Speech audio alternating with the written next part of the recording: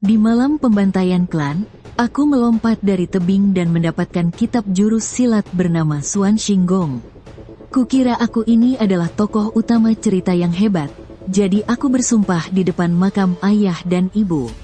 10 tahun lagi, aku pasti datang membawa penggalan kepala musuh kita untuk memberi penghormatan. 10 tahun kemudian, makamnya masih 2 makam yang sama. Tapi hanya ada aku yang berjongkok dengan baju compang camping di depannya.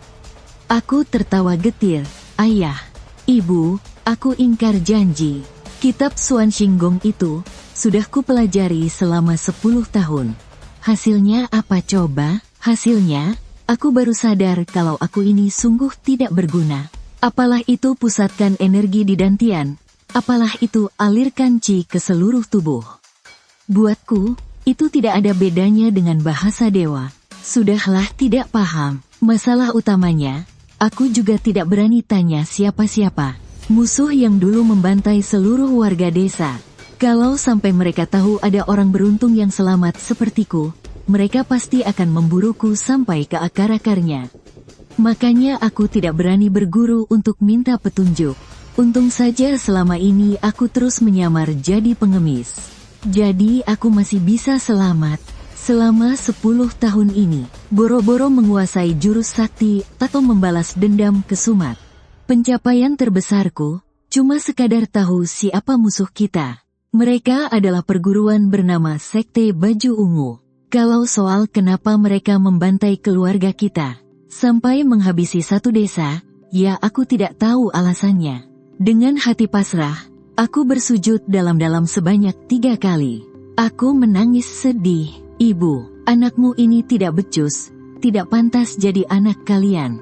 Jadi, kita putus hubungan keluarga saja, ya? Soal balas dendam ini, kalian berdua tolong cari orang lain saja yang lebih jago. Kalau arwah kalian tenang di alam sana, tolong datangi mimpi ketua Sekte Baju Ungu.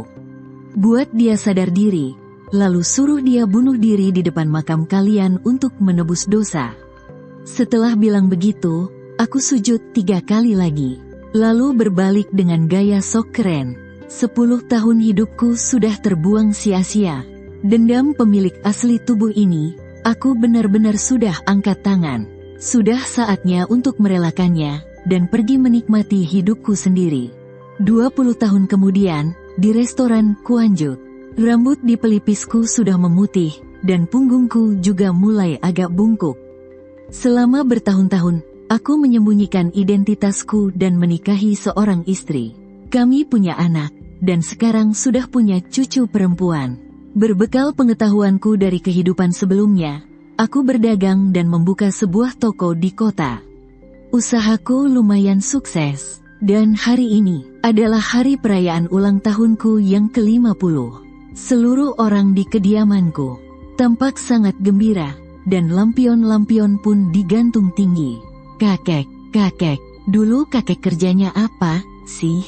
Cucu perempuanku berlari menghampiri dan bertanya. Aku menyipitkan mata sambil tersenyum.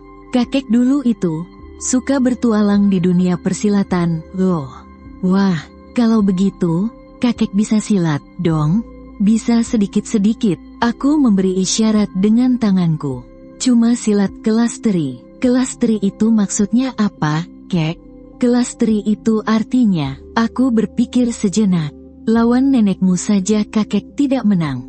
Dari dalam rumah, terdengar tawa dan omelan istriku. Aku pun ikut tertawa dan terus tertawa. Namun senyum di wajahku mendadak kaku.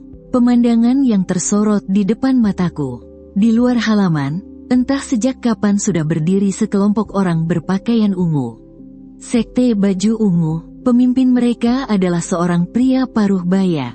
Dia memegang sebuah gambar lukisan. Pria itu melihat lukisan tersebut, lalu menatap tajam ke arahku. Aku terdiam membisu. Pria paruh baya itu tersenyum sinis. "Kami sudah mencarimu selama 30 tahun. Bocah kecil yang lolos waktu itu, pintar juga kau bersembunyi ya." Anak laki-lakiku dan istriku langsung berdiri. Mereka melindungi anak-anak di belakangnya, lalu bertanya dengan suara gemetar. "Apa yang mau kalian lakukan?" Kalian mau apa? Pria parubaya itu menghunus senjatanya. Sekte baju ungu sedang bertugas.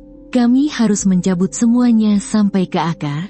Aku pun ikut berdiri, menatap lekat orang-orang itu. Aku menanyakan keraguan yang sudah lama terpendam di lubuk hatiku. Kenapa dulu kalian menghabisi seluruh keluargaku? Pria parubaya itu tampak berpikir sejenak. Entahlah, aku ini cuma bawahan yang menjalankan tugas. Atasan menyuruh sikat, ya kami sikat. Sudahlah, aku menganggukkan kepala. Aku menoleh sejenak menatap istriku, menatap cucu laki-laki dan cucu perempuanku, lalu aku menyambar pisau dapur. Dan menerjang maju, tanpa ada kejutan apapun. Aku tersungkur ke tanah, dengan darah segar yang terus menyembur dari mulutku. Sebelum tumbang, pandanganku dipenuhi oleh raga istriku yang terpisah dari kepalanya. Anakku, cucu laki-lakiku, juga cucu perempuanku. Ternyata aku bukanlah pahlawan utama dunia persilatan. Aku hanyalah pion kecil di pinggir jalan. Berjaya di dunia persilatan. Mana ada hal semudah itu? Dendam ini tidak bisa terbalaskan. Aku sangat membenci ini. Tak lama setelahnya, pandanganku memudar menjadi gelap gulita. Ding, sedang menghitung kehidupan pertama. Aku membuka mataku, mendapati diriku berada di ruang putih tak berujung. Di depanku mengambang sebuah buku kuno raksasa, yang memancarkan cahaya redup. Benda apa ini? Buku kuno itu membalik halamannya sendiri, dan rentetan teks muncul di atasnya. Buku 100 kehidupan manusia biasa. Kehidupan pertama tuan rumah telah berakhir. Evaluasi sebagai berikut. Baru saja berpindah dunia, kau sudah memikul dendam sedalam lautan. Demi membalas budi pemilik tubuh asli, kau juga pernah berusaha keras membalas dendam. Namun karena bakatmu sangat rendah, kau menyia-nyiakan waktu selama 10 tahun. Untungnya kau sadar tepat waktu. Kau menyembunyikan identitasmu, menikah dan punya anak, lalu mendirikan rumah makan Kuan Jude. Rumah makan itu menjadi yang nomor 1 di kota Qingzhou, dan selalu jadi bahan perbincangan hangat semua orang. Meski pada akhirnya kau tumbang di tangan musuh, hidupmu di dunia ini tidaklah sia-sia. Skor penilaian, 88. Skor yang didapat, bisa digunakan untuk meningkatkan status kehidupanmu selanjutnya. Bakat, pemahaman, titik nadi, pemahaman di kehidupan pertama, 10. Bakat, 11 nadi, kosong, pemahaman kehidupan kedua. Menunggu alokasi poin, bakat kehidupan kedua. Menunggu alokasi poin, nadi kehidupan kedua. Menunggu alokasi poin, minimal mulai dari 1000. Aku menatap tulisan di depanku dan langsung sadar, benda ini adalah sistem cheatku. Setiap kali mati, aku bisa kembali dan bereinkarnasi dengan ingatan yang utuh.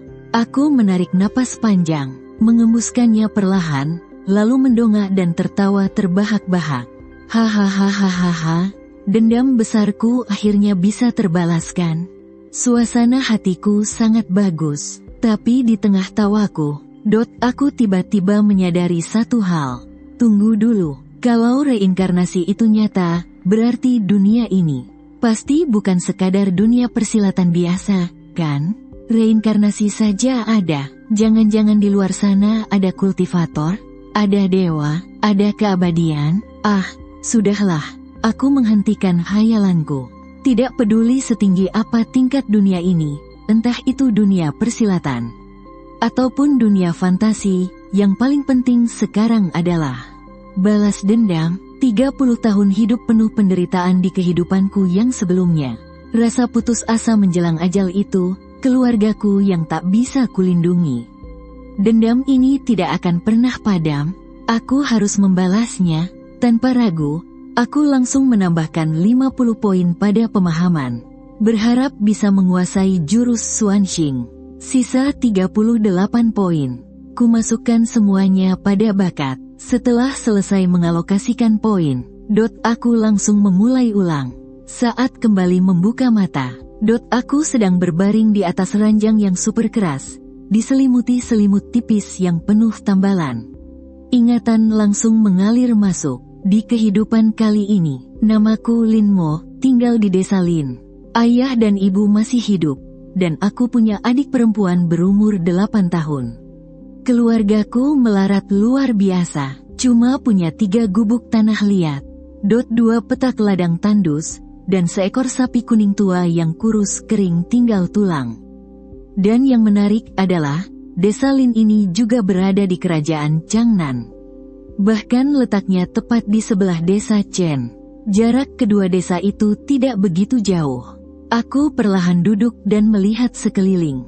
Dinding tanah, lantai tanah, jendela rusak. Di balok atap tergantung beberapa untai cabai kering dan tongkil jagung. Suasana rumah desa yang sangat kukenal. Aku menyingkap selimut dan turun dari ranjang. Kakiku baru saja menyentuh lantai saat terdengar suara batuk dari luar. Aku mendorong pintu dan keluar. Di halaman, seorang pria parubaya yang bungkuk sedang berjongkok berjemur di dekat tembok. Sudah bangun? Lin dan Yu melirikku sekilas, lalu menunduk lagi. Ada semangkuk bubur di panci. Makanlah selagi hangat. Aku berjalan ke dapur dan membuka tutup panci. Semangkuk bubur encer. Benar-benar sangat encer. Hambar seperti air putih. Cuma ada beberapa butir beras yang mengapung, ditambah beberapa lembar daun sayur liar yang tak kukenal. Aku mengangkatnya lalu meminumnya seteguk. Hambar. Sambil memegang mangkuk, aku jongkok di halaman. Aku menatap matahari di atas kepala. Lalu iseng bertanya, tahun ini kemaraunya parah sekali, ya? Lin dan Yu mengangguk. Parah. Sudah 3 bulan tidak turun hujan. Tanaman mati kering semua. Panen musim gugur nanti bisa dapat 1/10 saja sudah sujud syukur.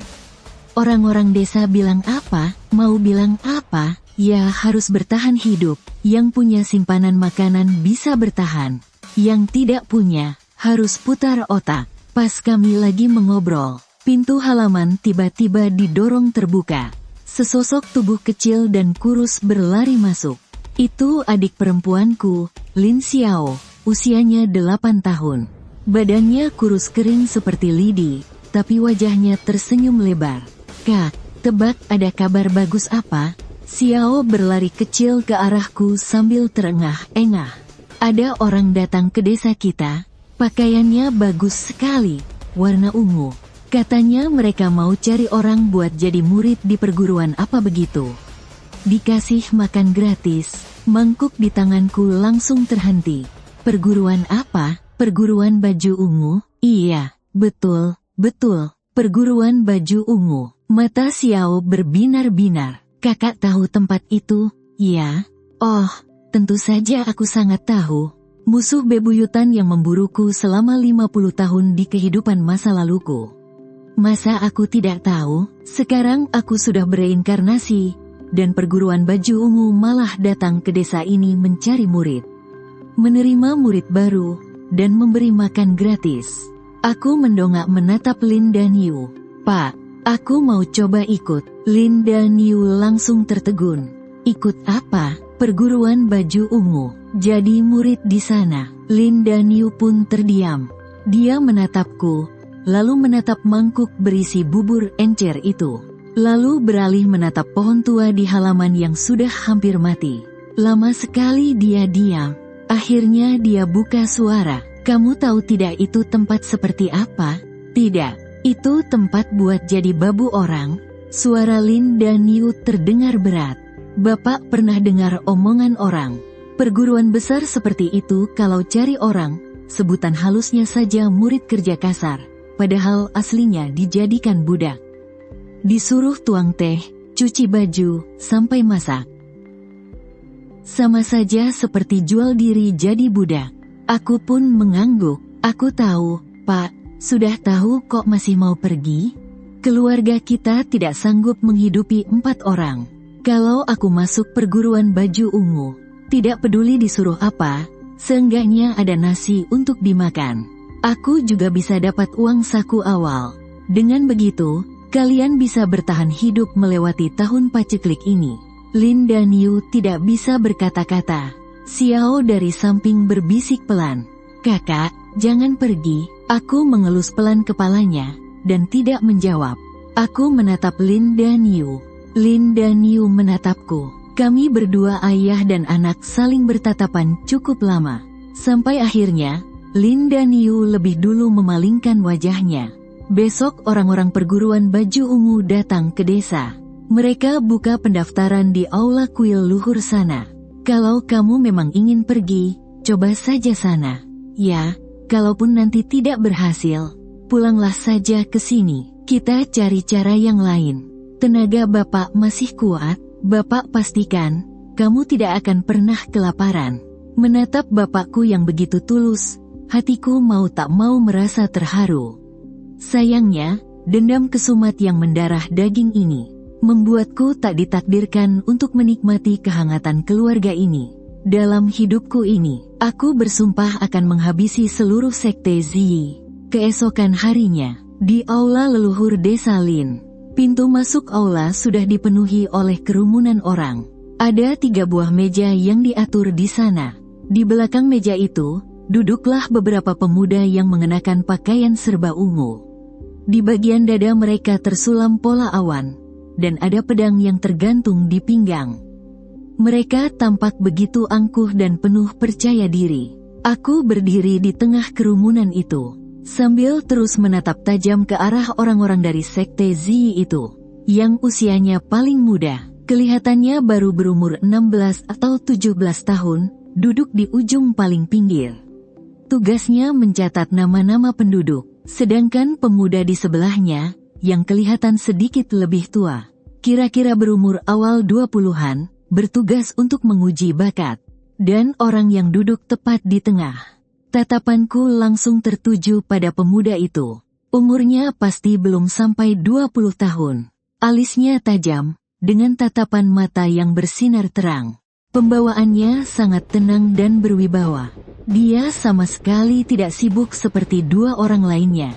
Dia hanya duduk santai sambil meminum teh, dan sesekali mengangkat wajah untuk melirik ke arah kerumunan.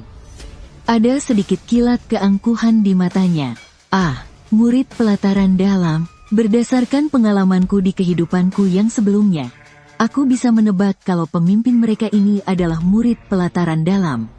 Posisinya di dalam sekte Ziyi pasti lumayan tinggi. Perlahan, aku menyusup maju beberapa langkah, memasang telinga tajam-tajam untuk mendengar ucapan mereka. Nama, Wang Er, umur 17 tahun, ujian gagal, tidak memenuhi syarat, seluruh jaringan nadimu tersumbat total. Begitulah, satu persatu orang maju ke depan untuk diuji. Dan satu persatu pula mereka disuruh turun. Tidak ada satupun yang dinyatakan lulus. Antrean perlahan-lahan bergerak maju, hingga akhirnya tiba juga giliranku. Nama, Lin Mo, umur 15 tahun. Rilekskan badanmu. Murid luar yang bertugas menguji itu tiba-tiba bergumam heran. Dia pun langsung duduk tegak. Wah, menarik juga. Coba kita tes sekali lagi. Dan dia pun mengujinya 1 kali lagi. Bagus juga, dengan bakat yang kamu miliki ini. Jangankan jadi pelayan kasar, untuk diangkat menjadi murid luar saja, itu sudah lebih dari cukup. Mendengar itu, murid pelataran dalam tadi meletakkan cangkir tehnya, dan senyum akhirnya merekah di wajahnya. Dia menatap lurus ke arahku. 2 jalur meridian dan 3 pembuluh nadi yang terbuka. Siapa namamu tadi? Lin Mo. Murid pelataran dalam itu menggumamkan namaku pelan. Apakah kamu bersedia bergabung menjadi murid luar di sekte Ziyi kami? Dan secara resmi mengangkat guru untuk mempelajari ilmu bela diri? Jantungku langsung berdegup kencang. Murid luar, bukan pelayan kasar. Sepertinya nilai 38 poin bakatku itu lumayan berguna juga. Saya sangat bersedia, Tuan. Murid pelataran dalam itu mengangguk puas, lalu berkata pada orang di sebelahnya. Catat namanya, Lin Mo, umur 15 tahun, 2 jalur dan 3 meridian. Diterima sebagai murid luar. Lalu dia menatapku. Pulanglah dan pamit pada keluargamu. besok ikut kami berangkat. Murid luar dapat uang pesangon, nanti ambil dan berikan pada orang tuamu. Aku mengangguk cepat. Terima kasih, Tuan. Berita ini cepat menyebar. Desa Lin akhirnya punya seorang murid luar, punya 2 jalur dan 3 meridian. Masa depannya bisa jadi pelindung sekte. Tatapan warga desa padaku langsung berubah drastis. Lin dan Yu berdiri di tengah kerumunan, salah tingkah saking gugupnya. Orang-orang di sebelahnya menyenggolnya. Hei, Dan Yu, anakmu sukses besar, jadi murid luar loh. Masa depan kalian pasti makmur. Lin Xiao kecil menarik ujung bajuku, mendongakkan wajah kecilnya. Kakak, apa nanti kakak bisa makan sampai kenyang? Aku membungkuk, menggendongnya, dan tersenyum. Iya, kakak bakal makan kenyang. Kalau begitu, apa kakak bisa bawain makanan enak buatku? Pasti bisa. Lin Xiao tertawa kegirangan, menatap wajah cerianya. Tiba-tiba perasaanku jadi campur aduk. Di kehidupanku yang sekarang ini, aku punya misi utama. Aku harus balas dendam. Aku harus menyusup ke Sekte Zi, mencari tahu alasan kenapa desa kami dibantai dulu. Tapi gadis kecil ini, dia sama sekali tidak tahu apa-apa. Yang dia tahu cuma kakaknya bakal pergi ke kota besar, dan bisa makan enak. Bisa bawain dia jajanan enak. Aku lalu menurunkannya, dan mengelus kepalanya dengan lembut. Keesokan paginya, aku sudah mengemasi barang, bersiap kumpul di aula leluhur. Baru saja melangkah keluar pagar, terdengar keributan luar biasa di desa. Seriusan? Iya, beneran. Kepala desa sendiri yang bilang, 8 meridiannya terbuka penuh. Bukannya itu cuma ada di legenda? Langkahku seketika terhenti. 8 meridian terbuka penuh, aku pun ikut berdesakan menuju aula leluhur. Semakin dekat, kerumunan warga semakin membeludak. Terlihat murid dalam yang kemarin, sedang berdiri di meja sambil memegang secarik kertas. Raut wajahnya sangat kegirangan, 2 murid luar di sebelahnya juga melongo tak percaya. Mereka mengerubungi seorang gadis kecil. Kelihatannya baru umur 14 atau 15 tahun. Pakaiannya sederhana dari kain kasar, dengan rambut dikepang 2. Dia menunduk, berdiri di sana dengan gaya yang sangat canggung dan gugup. Aku langsung mengenalinya. Itu anak perempuannya kepala desa, namanya Lin Waner. Coba tes sekali lagi. Lin Waner dengan malu-malu melakukan tes ulang. Dan benar saja, 8 meridiannya terbuka penuh. Suara murid luar itu sampai bergetar. Kakak seperguruan, ini jenius bela diri yang langka dalam 100 tahun. Murid dalam itu menarik napas panjang. Tak bisa menyembunyikan senyum lebarnya. Nona Lin, apa kau bersedia bergabung dengan Sekte Zi kami? Lin Waner mendongak menatap kepala desa. Kepala desa mengangguk penuh semangat. Bersedia, dan gadis itu menjawab lirih, iya, mau. Langit memberkati Sekte Zi kita. Murid sekte dalam itu berseru bagus sampai 2 kali berturut-turut. Mulai hari ini, kamu adalah murid sekte dalam di Sekte Zi kita. Ikut aku kembali ke sekte sekarang juga, kita langsung menghadap ketua sekte. Para warga desa yang menonton langsung gempar. Murid sekte dalam, langsung menghadap ketua sekte, perlakuan istimewa macam apa ini? Aku berdiri di tengah kerumunan, menatap gadis kecil yang menunduk canggung itu. Perasaanku sungguh campur aduk. 8 meridian terbuka sempurna. Di kehidupanku yang sekarang, aku sudah menambah 38 poin bakat, tapi cuma punya 2 saluran dan 3 meridian. Sedangkan dia, terlahir dengan 8 meridian terbuka sempurna. Benar-benar perbedaan yang sangat jauh. Murid sekte dalam itu segera menenangkan dirinya, lalu berkata pada orang di sebelahnya, cepat beres-beres, hentikan pendaftaran sekarang juga. Bawa orang-orang yang sudah terpilih kemarin, kita berangkat kembali ke sekte sekarang juga. Sebelum berangkat, setiap orang menerima uang saku keluarga. Aku dapat 10 tael perak. Murid pelayan cuma dapat 3 tael. 10 tael perak. Sudah cukup untuk menghidupi satu keluarga di desa Lin selama 2 tahun.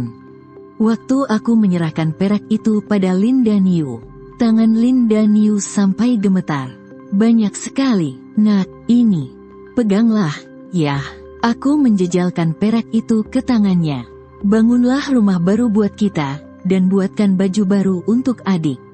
Musim semi tahun depan, belilah seekor sapi yang kuat. Mata Lin Daniu berkaca-kaca, bibirnya bergetar tak bisa berkata-kata. Lin Xiaoya yang berdiri di sebelahnya juga ikut menangis. Aku berjongkok, menatap lurus ke matanya. Kakak harus pergi. Kamu harus nurut selama di rumah ya, jaga ayah dan ibu baik-baik. Kalau begitu, kakak, apa kakak bakal pulang buat jenguk aku? Menatap matanya yang memerah. Aku menghela napas panjang dalam hati.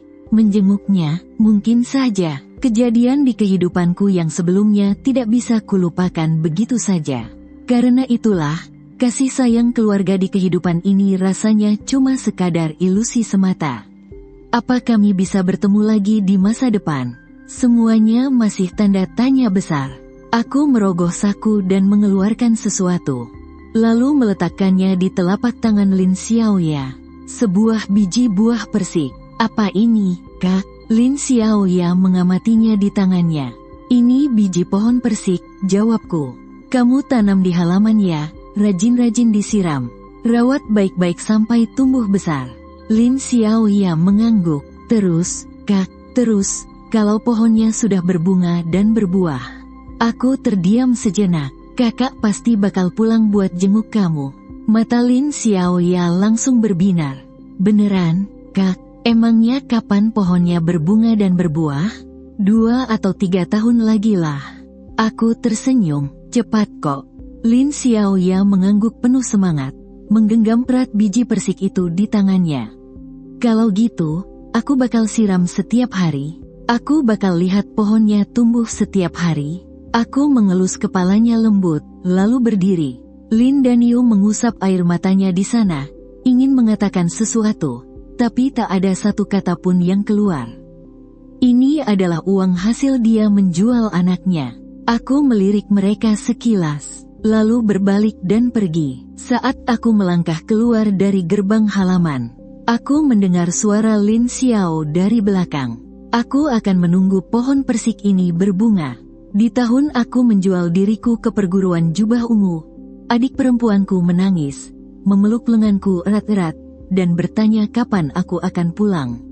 Aku memberikan sebuah biji buah persik padanya, dan berbisik, saat pohon persik ini berbunga nanti, kakak pasti akan pulang. Tapi, hanya aku yang tahu, bahwa aku akan mengingkari janji itu. Di kehidupanku yang sebelumnya, perguruan jubah ungu telah membantai seluruh penduduk desa keluarga Chen. Dendam darah sedalam lautan ini tak akan pernah bisa dimaafkan. Aku rela menjual diriku untuk masuk ke sekte ini. Hanya demi balas dendam, berbekal pengalaman dari kehidupanku yang lalu. Di kehidupan ini, aku berhasil menjadi murid luar perguruan jubah ungu. Aku mengurung diri dan berlatih keras selama 4 tahun. Hingga akhirnya, di turnamen murid luar, aku berhasil menonjol dan meraih posisi juara kedua. Karena gaya bertarungku yang buas dan brutal, orang-orang menjulukiku serigala gila. Tapi di luar dugaan semua orang, aku sama sekali tidak memilih untuk fokus meningkatkan ilmu bela diriku. Sebaliknya, aku memilih mundur di puncak kejayaanku, melepaskan statusku sebagai murid, dan secara sukarela mengambil alih tugas-tugas kotor sekte, dengan dalih meringankan beban mereka. Karena aku sangat sadar, bakat 2 meridian dan 3 nadi yang kumiliki ini mungkin lumayan di pelataran luar, tapi kalau masuk ke pelataran dalam, aku hanya akan jadi ampas di posisi terbawah. Kalau aku cuma berlatih mengikuti aturan, aku tidak akan pernah punya masa depan. Lebih baik aku mundur selangkah, dan menyembunyikan diri di dalam bayangan. Berkat bantuan dari kakak seperguruan yang jenius dari kampung halamanku, Lin Waner, aku sukses mengenakan jubah balai pendisiplinan. dan menjadi salah satu pelindung di bawah komando Tetua Agung. Waktu berlalu begitu cepat. 4 tahun kemudian, di perguruan Jubah Ungu, Balai Pendisiplinan, aku sedang duduk di meja kerjaku, membolak-balik dokumen di tanganku. Selama 4 tahun ini, aku menggunakan nama Tetua Agung dan Lin Waner untuk diam-diam merekrut pasukan berani mati, membentuk kelompok rahasia Serigala Gelap, dan membereskan pekerjaan-pekerjaan kotor rahasia milik Lin Waner. Semuanya kubereskan dengan bersih, tanpa meninggalkan jejak sedikit pun. Dan keuntungan melimpah dari Balai Pendisiplinan ini, telah kuhabiskan semuanya untuk memoles ilmu bela diriku. Sekarang, aku sudah mencapai puncak tingkat kelas 2. Hanya tinggal selangkah lagi, menuju tingkat kelas 1. Terdengar suara angin berdesir pelan di luar jendela. Seorang pria berpakaian hitam tiba-tiba menyusup masuk. Dia berlutut dengan satu kaki. "Tuan, ada kabar tentang Wu Tiande." Aku langsung mendongak tajam. Wu Tiande, sang pelindung pelataran dalam. Wajah keparat ini sudah terukir di otakku selama 2 kehidupan berturut-turut. Katakan, Wu Tiande sedang pergi menjalankan misi rahasia. Dia terluka parah. Sebagian besar murid yang mengawalnya tewas atau terluka. Saat ini hanya tersisa 3 atau 4 orang di sisinya. Mereka sedang dalam perjalanan kembali ke sekte melalui ngarai puncak hijau. Aku meletakkan gulungan dokumen itu, dan tersenyum sinis. Ngarai puncak hijau, diapit tebing curam di kedua sisinya. Sebuah celah sempit yang sangat berbahaya. Tempat yang sempurna untuk menyergap. Beritahu kelompok Serigala Gelap, kerahkan seluruh anggota. Kita akan menyergap mereka di ngarai puncak hijau. Sudah 9 tahun lamanya, sejak pembantaian desaku di kehidupanku yang pertama. Setelah 9 tahun bersembunyi di kehidupan ini, hari ini, waktunya menagih sedikit utang darah. Ngarai King Feng, malam begitu pekat, Wu Tiande menunggangi kudanya. Dengan dada terbalut perban yang merembes, dan wajah pucat pasi. Berapa lama lagi sampai di sekte? Pelindung. Setelah melewati ngarai ini, 1 jam lagi kita akan tiba. Rombongan itu masuk lebih dalam ke ngarai. Suasana di sekitar terasa terlalu sunyi. Bahkan suara serangga pun tak terdengar. Wu Tiande tiba-tiba menarik tali kekang kudanya. Berhenti, ada penyergapan. Tepat setelah dia bicara, obor menyala serentak di tebing kedua sisi. Shoot, shoot, shoot. Ratusan anak panah meluncur deras bagai badai. Ujung setiap anak panah memancarkan kilau biru mematikan. Jeritan pilu pun pecah.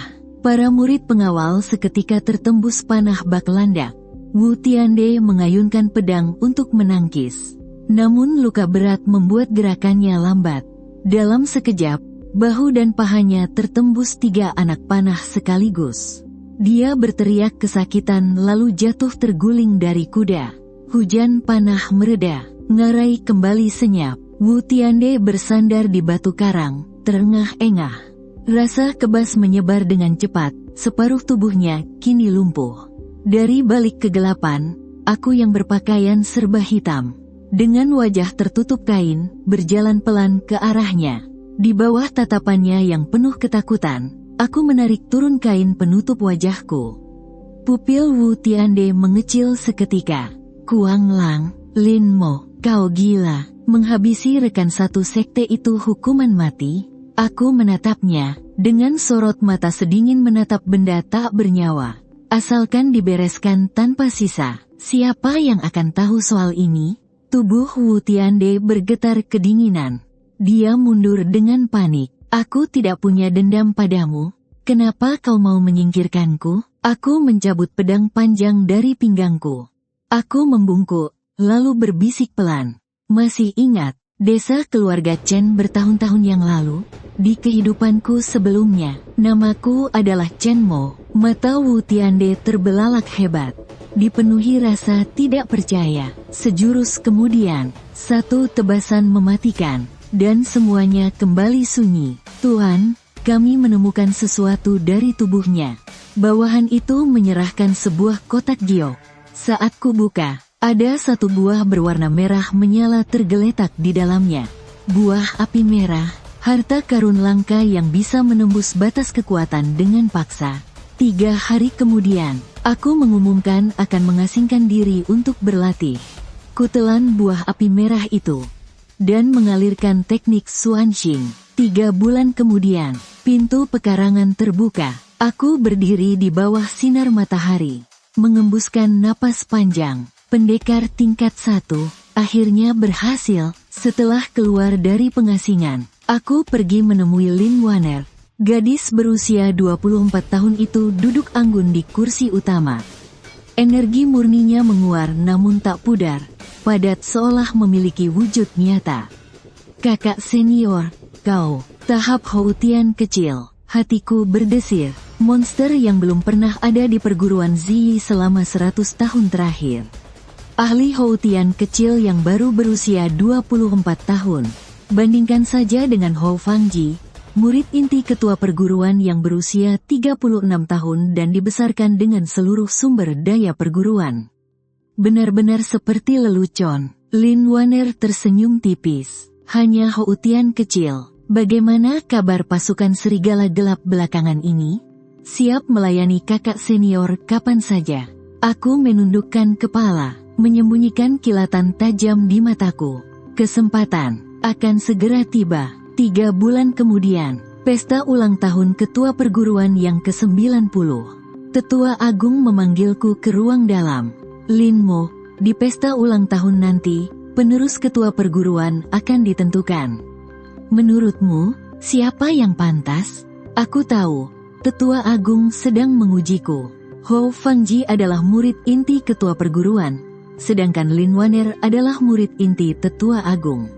Ini adalah pertarungan kekuasaan. Aku melangkah maju selangkah, dan berbisik, posisi ketua perguruan. Hanya untuk yang pantas. Jika ketua bersikeras menyerahkannya pada Hou Fangji, aku khawatir banyak yang tidak akan terima. Tapi, jika yang diumumkan di pesta nanti adalah kakak senior, semua orang pasti senang. Jika tidak, aku berhenti sejenak, tatapanku berubah dingin. Maka kita harus bertindak lebih dulu. Tetua Agung menyipitkan matanya, terdiam cukup lama. Akhirnya, dia melambaikan tangan, menyuruhku mundur. Aku tahu, doronganku masih kurang sedikit lagi. Malam itu juga, aku mengumpulkan lebih dari 20 prajurit pasukan serigala gelap. Di tengah malam, kami bersujud di luar halaman Tetua Agung dan Lin Waner. Kami semua bersedia menyingkirkan semua penghalang demi kakak senior. Mohon segera buat keputusan. Melihat kami semua bersujud di tanah, dengan aura membunuh yang menggebu-gebu, secercah api ambisi berkilat di mata Tetua Agung. Dia akhirnya membulatkan tekadnya, lalu membantu Lin Waner berdiri. Kalau muridnya bisa melakukannya, kenapa muridku tidak? Tiba di hari ulang tahun, perguruan Ziyi dihiasi dengan lampion dan pernak-pernik meriah. Para pendekar dari seluruh penjuru dunia berkumpul. Kuil Tianyin, dan Kuil Zhenwu pun mengutus para ahlinya untuk hadir. Di dalam aula utama, setelah bersulang 3 kali, ketua perguruan berdiri dengan wajah berseri-seri. Aku telah memutuskan untuk mengasingkan diri demi menembus tahap Xiantian. Hari ini, aku akan mengumumkan siapa penerus ketua perguruan selanjutnya. Tunggu dulu, Tetua Agung tiba-tiba berdiri dan berjalan ke tengah aula. Posisi ketua perguruan adalah hal yang sangat krusial. Daripada hanya ditunjuk oleh satu orang, lebih baik biarkan generasi muda bertarung secara terbuka. Para pahlawan dari seluruh penjuru ada di sini sebagai saksi. Siapa yang menang, dia yang jadi ketua perguruan. Begitu kata-kata itu keluar, seluruh ruangan langsung gempar. Wajah ketua perguruan pucat pasti menahan marah. Tapi dia baru menyadari, hampir separuh tetua dan pelindung di dalam aula justru mengangguk setuju. Ternyata, pengaruh Tetua Agung sudah menyusup ke separuh perguruan Ziyi. Maju kena, mundur pun kena. Ketua perguruan terpaksa mengertakkan gigi dan setuju. Di tengah aula utama, sebuah arena pertarungan pun disiapkan. Hou Fangji yang berusia 36 tahun, melawan Lin Waner yang berusia 24 tahun. Duel dua ahli hebat Hou Tian pun dimulai. Energi dalam bergejolak, gelombang udara bergemuruh. Jurus pedang Hou Fangji sangat kejam, tapi dia makin lama makin panik. Gerakan Lin Waner begitu lincah, sangat tenang dan santai. Di jurus ke-100, Lin Waner menemukan celah. Satu pukulan telapak tangannya mendarat telak di dada Hou Fangji. Hou Fangji memuntahkan darah segar, tubuhnya terpental ke belakang. Dia jatuh berdebum ke tanah. Lin Waner menang, umur 24 tahun mengalahkan yang 36 tahun. Benar-benar jenius langka, para tamu berseru kaget tak henti-hentinya, sementara wajah ketua sekte muram dan tegang. Hou Fangji meronta bangun, lalu tiba-tiba menunjuk Lin Waner sambil berteriak histeris. Tidak mungkin, ada yang meracuniku, aliran energi dalamku terhambat, pasti kubu tetua agung yang diam-diam menaruh racun. Omong kosong, kalau kalah ya kalah saja, jangan asal fitnah. Murid-murid dari kubu tetua agung langsung balas mengejek, kalian jelas-jelas sudah merencanakannya dari awal. Mau merebut kekuasaan, kan? Kubu ketua sekte pun langsung mencabut pedang dengan mata melotot marah. Suasana kedua belah pihak seketika memanas, mereka saling menunjuk dan menyalahkan. Atmosfer berubah tegang mencekam, tapi bagaimanapun juga, mereka kan masih satu perguruan. Tidak ada yang berani menyerang duluan. Sepertinya drama ini cuma bakal jadi keributan yang berlalu begitu saja. Namun di saat itulah, dari tengah kerumunan, sesosok bayangan yang bersembunyi di antara pasukan serigala gelap tiba-tiba melompat maju. Ngapain banyak omong sama mereka? Saudara-saudara dari kubu tetua agung. Serang, cahaya perak berkelebat, pasukan serigala gelap itu langsung menebas satu murid ketua sekte yang berdiri paling dekat.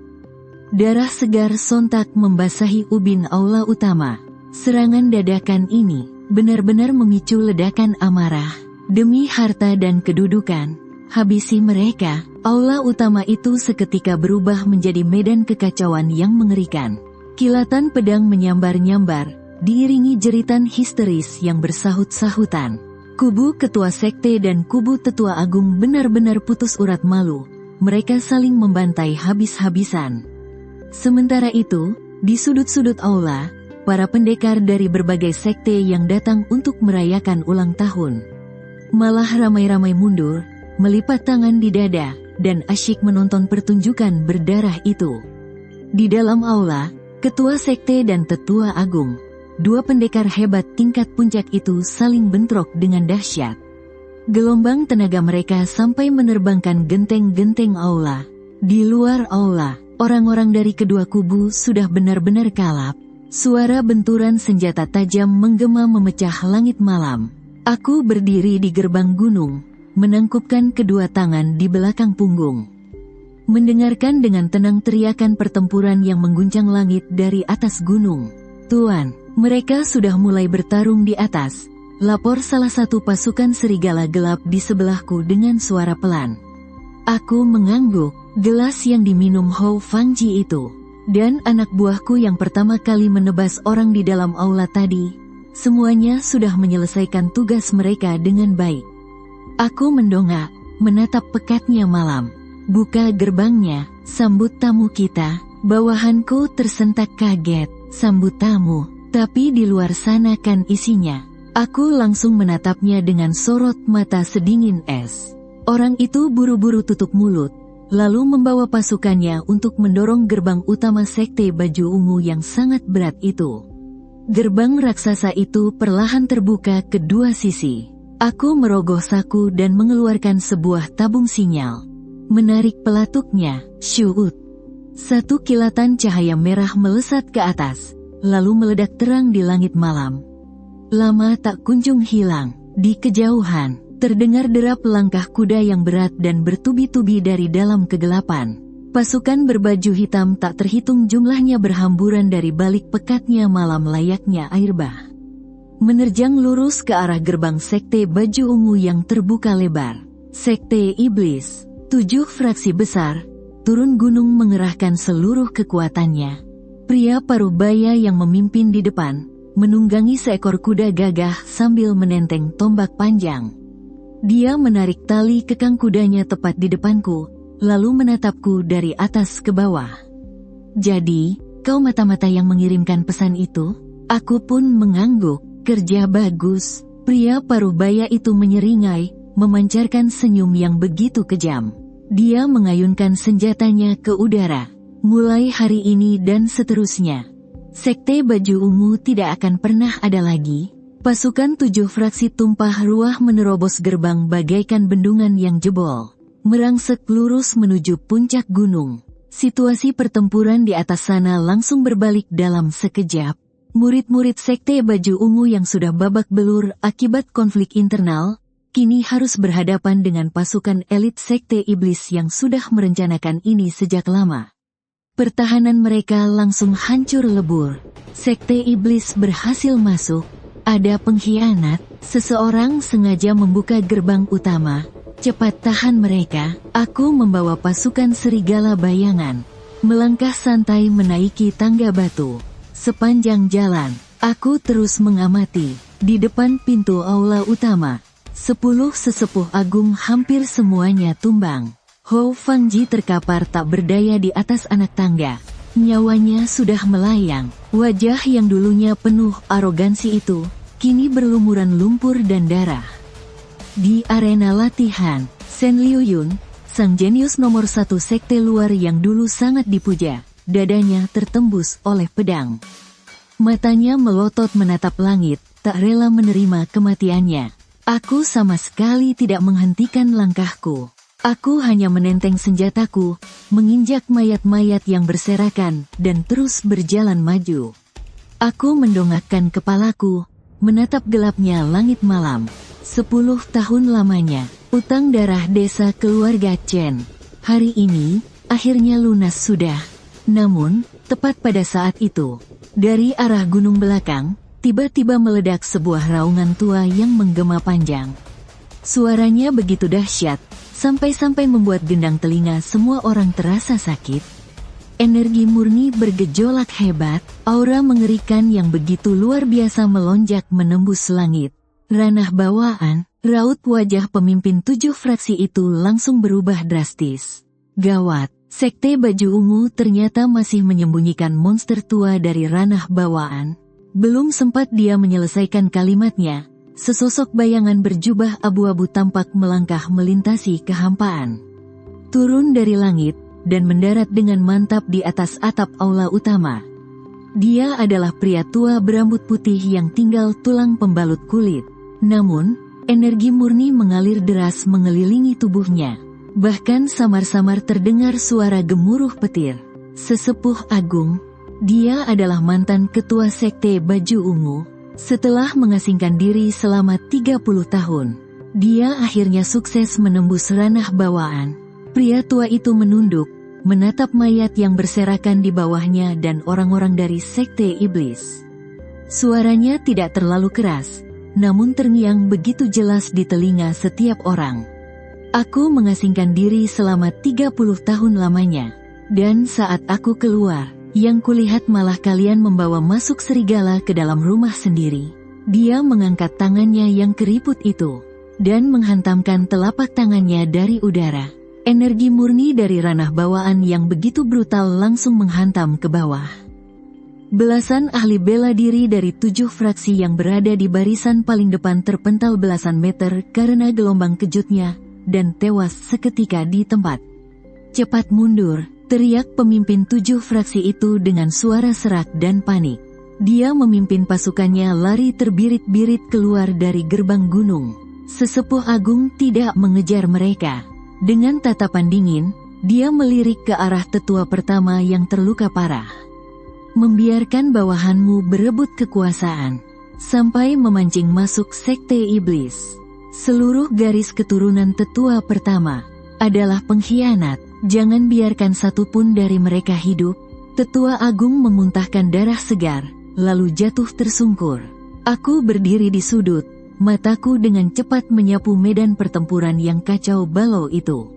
Di tepi kerumunan, Lin Wan Er yang sekujur tubuhnya bersimbah darah, memukul mundur beberapa penjaga yang menghadangnya dengan satu telapak tangan. Energi Qi yang begitu dahsyat mengalir deras. Tingkat Houtian besar, seseorang berseru kaget. Tingkat Houtian besar di usia 25 tahun. Lin Wan Er berhasil menembus batas kekuatannya lagi di tengah pertarungan hidup dan mati ini. Ia berbalik dan melesat seperti bayangan ungu, menerobos kepungan, lalu melarikan diri turun gunung. Tuan, apa yang harus kita lakukan? Pengawal serigala malam di sebelahku pucat pasi, menatapku dengan penuh ketakutan. Aku tidak mengatakan sepatah kata pun, dan tiba-tiba berbalik badan. Melompat bagaikan hantu ke dalam hutan bambu yang gelap di sisi lain. Tuan, Anda mau kemana, Tuan? Anda bilang akan membawa kami meraih kejayaan. Terdengar teriakan putus asa para pengawal serigala malam dari belakangku. Disusul dengan suara dentingan senjata saat mereka dibantai. Namun, langkah kakiku tidak berhenti sedikit pun. Aku bahkan tidak menoleh ke belakang, terus berlari melarikan diri sepanjang malam. Saat fajar menyingsing, aku jatuh terduduk di sebuah celah gunung. Aku meraih panah yang menancap di punggungku, lalu mencabutnya dengan kuat. Darah seketika membasahi punggungku. Aku buru-buru menaburkan obat luka seadanya. Merobek kain untuk membalut lukaku, lalu memaksakan diri untuk berdiri. Melanjutkan langkah yang terlatih-tatih ke depan. Sudah 10 tahun berlalu, saat aku berdiri di depan gerbang halaman rumah yang begitu kukenal di desa keluarga Chen, pohon persik di halaman itu sudah tumbuh menjulang tinggi. Dipenuhi dengan bunga persik berwarna merah muda. Di bawah pohon itu, seorang gadis berbalut pakaian sederhana dengan rambut dikepang, sedang menunduk menjahit pakaian. Aku berdiri terdiam di depan pintu, gadis itu menyadari ada suara langkah. Ia mendongak, dan mata kami saling bertatapan. Jarum dan benang di tangannya pun terjatuh ke tanah. Matanya seketika berkaca-kaca. Kakak, aku menatapnya. Sudut bibirku menyunggingkan senyuman. Pohon persiknya sudah berbunga. Ya. Air mata Lin Xiaobi langsung berlinang deras. Ia berlari menghampiri lalu memelukku erat. Kakak akhirnya pulang. Benturan itu membuat punggungku terasa sangat sakit. Aku sampai menarik napas menahan perih. Namun, aku sama sekali tidak mendorongnya, hanya mengangkat tangan untuk menepuk punggungnya dengan lembut. Ya, kakak sudah pulang, di dalam rumah, dengan rambut yang sudah memutih. Ayahku, Lin Danyu, yang tubuhnya mulai membungkuk duduk di sebelahku, menggenggam tanganku erat. Tangannya gemetar cukup lama, dan hanya satu kata yang keluar dari mulutnya. Syukurlah. Lin Xiao membawa semangkuk mie panas dengan telur dan sayuran. Kakak, ayo cepat dimakan. Pada hari-hari berikutnya, aku memperbaiki atap rumah yang bocor, memperkuat tembok halaman, dan membelah kayu bakar. Aku juga menggemburkan tanah di halaman. Lin Xiaobi hanya memperhatikanku yang sibuk kesana kemari. Lalu tanpa sengaja melihat noda darah merah gelap yang merembes dari balik bajuku. Dia tidak mengatakan apa-apa, hanya diam-diam mencuci bersih pakaianku yang berlumuran darah itu. Di malam hari ketiga, aku duduk termenung di bawah pohon persik, menatap bulan purnama di atas kepalaku. Lin Xiao membawakan semangkuk obat herbal, lalu duduk menemaniku di sampingku. Kakak, apa terjadi sesuatu? Aku menoleh, menatap matanya yang begitu polos, lalu menggeleng. Tidak apa-apa, bunga-bunga berguguran tanpa suara, jatuh di pundakku, dan aku membiarkannya saja. Pagi hari di hari keempat, Lin Xiao datang memanggilku untuk makan. Aku masih duduk di bawah pohon persik itu, diam tak bergerak. Mangkuk porselen jatuh ke tanah, hancur berkeping-keping. Kakak, air matanya menetes satu persatu, membasahi bunga-bunga persik yang berserakan. Di Sekte Ziyi, tepatnya di gunung belakang, tetua tertinggi duduk bersila di atas tikar. Perlahan membuka matanya. Sudah ketemu, lapor, tetua. Lin Mo sudah memindahkan keluarganya lebih dulu. Jejak untuk mencabut akar mereka sudah terputus, lapor murid itu sambil berlutut. Biar saja, sorot mata tetua tertinggi tampak begitu dingin. Dia sudah terkena panah mautku, dalam 3 hari pasti. Lalu, bagaimana dengan Lin Wanner? Kami masih mencarinya, belum ada kabar untuk saat ini. Terus cari, aku membuka mata, dan kembali melihat ruang putih yang hampa itu. Buku kuno raksasa itu melayang di depanku, halaman-halamannya memancarkan cahaya redup. Kembali lagi, aku menghela napas panjang. Aku sangat sadar, akhir seperti ini memang sudah kuduga. Lagi pula, aku ini bukan tokoh utama yang bernasib baik seperti Lin Wanner, yang bisa menembus batas kekuatan saat bertarung dan mendobrak kepungan musuh. Bagi orang biasa sepertiku, menghadapi situasi semacam itu, kematian sudah pasti menanti. Bisa pulang untuk melihat keluargaku untuk yang terakhir kalinya saja sudah sangat beruntung. Buku kuno itu membuka halamannya, dan sebuah layar cahaya muncul. Sedang mengevaluasi kehidupan kedua. Umur 25 tahun, mati karena racun. Tingkat kekuatan, pendekar kelas 1. Menembus batas secara paksa menggunakan buah api merah. Riwayat hidup. Dalam kehidupan ini, kamu sangat terobsesi dengan balas dendam. Di usia 15 tahun, kamu masuk ke Sekte Ziyi. Bersembunyi selama 10 tahun, dan membentuk pasukan serigala malam. Membunuh langsung Wu Tiande, musuh yang menghabisi keluargamu. Memicu kekacauan internal tepat di acara ulang tahun ketua sekte. Memancing 7 sekte besar untuk menyerang, dan memberikan pukulan telak pada Sekte Ziyi. Namun siapa sangka, meski sudah direncanakan begitu matang, kamu tetap saja salah langkah. Setelah rencanamu gagal, racunnya bereaksi dan kamu tewas di bawah pohon persik di kampung halamanmu. Pencapaian, besi bintang 3. Poin, 288. Catatan, 10 tahun menjadi mata-mata. Bertindak sangat kejam, dan merancang taktik dengan sangat teliti. Sayangnya, nasibmu sedang kurang beruntung. Buku kuno itu kembali membalik halaman. Kehidupan selanjutnya akan segera dimulai. Apakah kamu ingin menggunakan poinmu? Tanpa ragu aku menjawab, gunakan. Dan saat aku kembali membuka mataku, kali ini, bau yang kuhirup bukanlah tanah atau anyir darah, melainkan aroma bedak dan wangi-wangian yang begitu menyengat sampai bikin batuk. Menoleh ke samping, pandanganku langsung tertuju pada seorang pemuda yang duduk di dekatku. Sorot matanya memancarkan aura yang gemulai, wajahnya 3 bagian terlihat seperti pria. Dan 7 bagian seperti wanita. Tiba-tiba, ingatan masa lalu membanjiri kepalaku bagaikan air bah. Pemilik tubuh asliku ini punya nasib yang tragis. Orang tuanya meninggal saat ia masih kecil. Lalu ia diadopsi oleh ketua Aula Teratai Putih, dan dirawat layaknya anak kandung sendiri. Soal bakat, sejak lahir, ke-5 meridian dan ke-7 titik nadinya sudah terbuka penuh. Bakat luar biasa seperti ini, bahkan jika dibandingkan dengan sekte jubah ungu di kehidupanku sebelumnya, masih jauh di atas tingkat kejeniusan Shen Liuyun. Tapi, disinilah letak masalahnya. Di usia 17 tahun, dengan ke-5 meridian dan ke-7 titik nadinya yang terbuka, dan sumber daya yang melimpah, kenapa aku hanya menjadi seorang pesilat kelas 3 rendahan? Jawabannya langsung muncul di kepalaku. Ini semua berkat ulah sahabat karibku yang ada di depanku ini. Zhou Chengfeng berasal dari Aula Kenikmatan.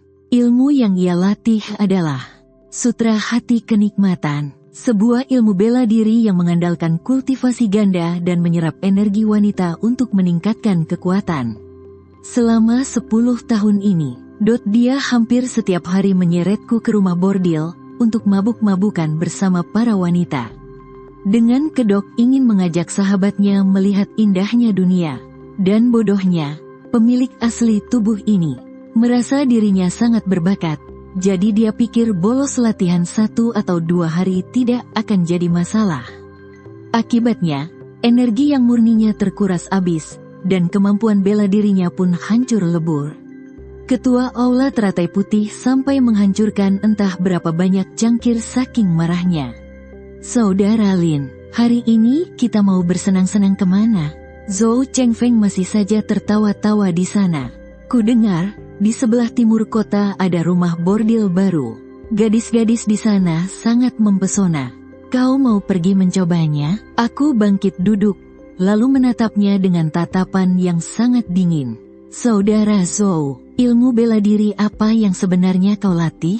Zhou Chengfeng tampak terkejut. Sutra hati kenikmatan, bukankah kau sudah tahu? Jadi, kau memang harus selalu menghabiskan waktumu di rumah bordil. Dan mengandalkan wanita untuk meningkatkan kekuatanmu, kan? Ya, tentu saja. Kalau tidak melakukan kultivasi ganda, mana bisa aku bertambah kuat? Lalu, bagaimana denganku? Aku berlatih Sutra Hati Teratai Putih. Ilmu ini membutuhkan energi dalam yang murni, dan kekuatannya akan maksimal jika dilakukan dengan tubuh perjaka. Semakin sering kesucianku ternoda, maka fondasi kekuatanku akan semakin rapuh. Jadi, kalau aku ikut denganmu bersenang-senang di rumah bordil, apa itu bisa meningkatkan kemampuanku? Seketika Zhou Chengfeng langsung mematung. Ia tertawa kaku. Soal itu, tentu saja tidak bisa, karena tidak bisa. Lalu kenapa kau setiap hari menyeretku bersenang-senang di rumah bordil?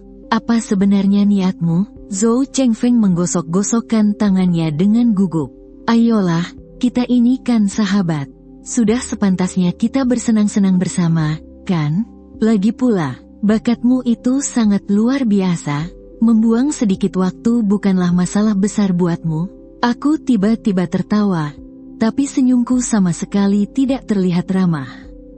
Tatapanku membuat Zhou Chengfeng tiba-tiba merasa merinding ketakutan. Saudara Lin, kau tidak apa-apa, kan? Aku menyibakkan selimut sutra yang kugunakan. Dan langsung beranjak turun dari ranjang. Aku tidak apa-apa, hanya saja, aku baru menyadari sesuatu. Aku melangkah ke arah jendela dan menatap keluar. Dengan tatapan mata yang sangat dingin dan tajam. Urusanku dengan Sekte Jubah Ungu masih belum selesai. Mengingat di kehidupanku yang sebelumnya, aku harus menyamar selama 10 tahun, hingga akhirnya aku bisa membantai musuhku, Wu Tiande, dengan tanganku sendiri. Membuat Sekte Jubah Ungu kacau balau, tapi pada akhirnya gagal selangkah lagi. Sekte Jubah Ungu masih saja angkuh di atas sana. Balas dendamku baru setengah jalan. Tapi aku tidak buru-buru. Orang hebat membalas dendam. 10 keturunan pun belum terlambat. Aku punya banyak waktu untuk bermain-main dengan mereka. Zhou Chengfeng mendekat, mengikuti arah pandanganku. Sambil terkekeh dia berkata, Saudara Lin, tergoda ya? Ku dengar primadona di rumah itu malam ini sedang melayani tamu. Bukannya kau selalu memikirkannya? Aku tidak pergi. Kenapa? Bukannya dulu kau setiap hari menyebut-nyebut namanya? Aku mengulurkan tangan, lalu menepuk bahu Zhou Chengfeng dengan keras. Saudara Zhou, 7 aula dari Sekte Iblis. Semuanya bergerak sendiri-sendiri. Hubungan antara kedua aula kita sama sekali tidak sedekat itu sampai harus berbagi segalanya, kan? 10 tahun ini, kau terus menarikku untuk mabuk-mabukan dan main perempuan. Kultivasimu meningkat, sedangkan aku membuang-buang waktu dan merusak fondasi kekuatanku. Dulu aku bodoh, mengira kau benar-benar menganggapku sebagai saudaramu. Sekarang aku sudah sadar, mulai hari ini, kita jalan sendiri-sendiri. Setelah berkata begitu, aku melepaskan tanganku, berbalik, dan berjalan keluar pintu. Saudara Lin, kau salah paham. Aku benar-benar tidak bermaksud lain, teriak Zhou Chengfeng dengan panik dari belakang. Aku tidak menoleh ke belakang, dan hanya membalasnya dengan tawa dingin. Markas Aula Teratai Putih dibangun di atas gunung terpencil di luar kota. Dinding putih dan genting hijau, dikelilingi pepohonan kuno yang menjulang ke langit. Jika tidak melihat para anggota sekte yang garang bersenjata pedang itu, Tempat ini malah terlihat seperti kuil Tao yang suci untuk bertapa. Aku langsung pergi ke paviliun kitab suci. Kakek tua penjaga paviliun melihat kedatanganku, lalu mendengus dengan nada menyindir. Wah, Tuan Muda Lin sudah tobat ya? Apa rumah bordil hari ini tutup? Aku mau mencari beberapa catatan sejarah. Aku malas meladeni omong kosongnya. Kakek tua itu mengibaskan tangannya. Sana pergi, sana, jangan sampai halamannya kotor. Aku menyelinap ke bagian catatan sejarah, dan menghabiskan waktu berjam-jam di sana. Sampai langit mulai gelap, barulah aku menutup gulungan dokumen yang terakhir. Alisku berkerut tajam. Dokumen itu mencatat semuanya dengan sangat jelas. 15 tahun yang lalu, Sekte Jubah Ungu mengalami kekacauan internal. Aula pisau dari Sekte Iblis memanfaatkan keadaan untuk menyerang, dengan 20.000 anggota mengepung gunung. Dalam pertempuran itu, lebih dari separuh petinggi Sekte Jubah Ungu gugur atau terluka parah. Saat mereka hampir saja musnah, pada saat-saat genting, Tetua Agung Sekte Jubah Ungu yang telah bertapa selama 30 tahun keluar, lalu naik ke tingkat bawaan.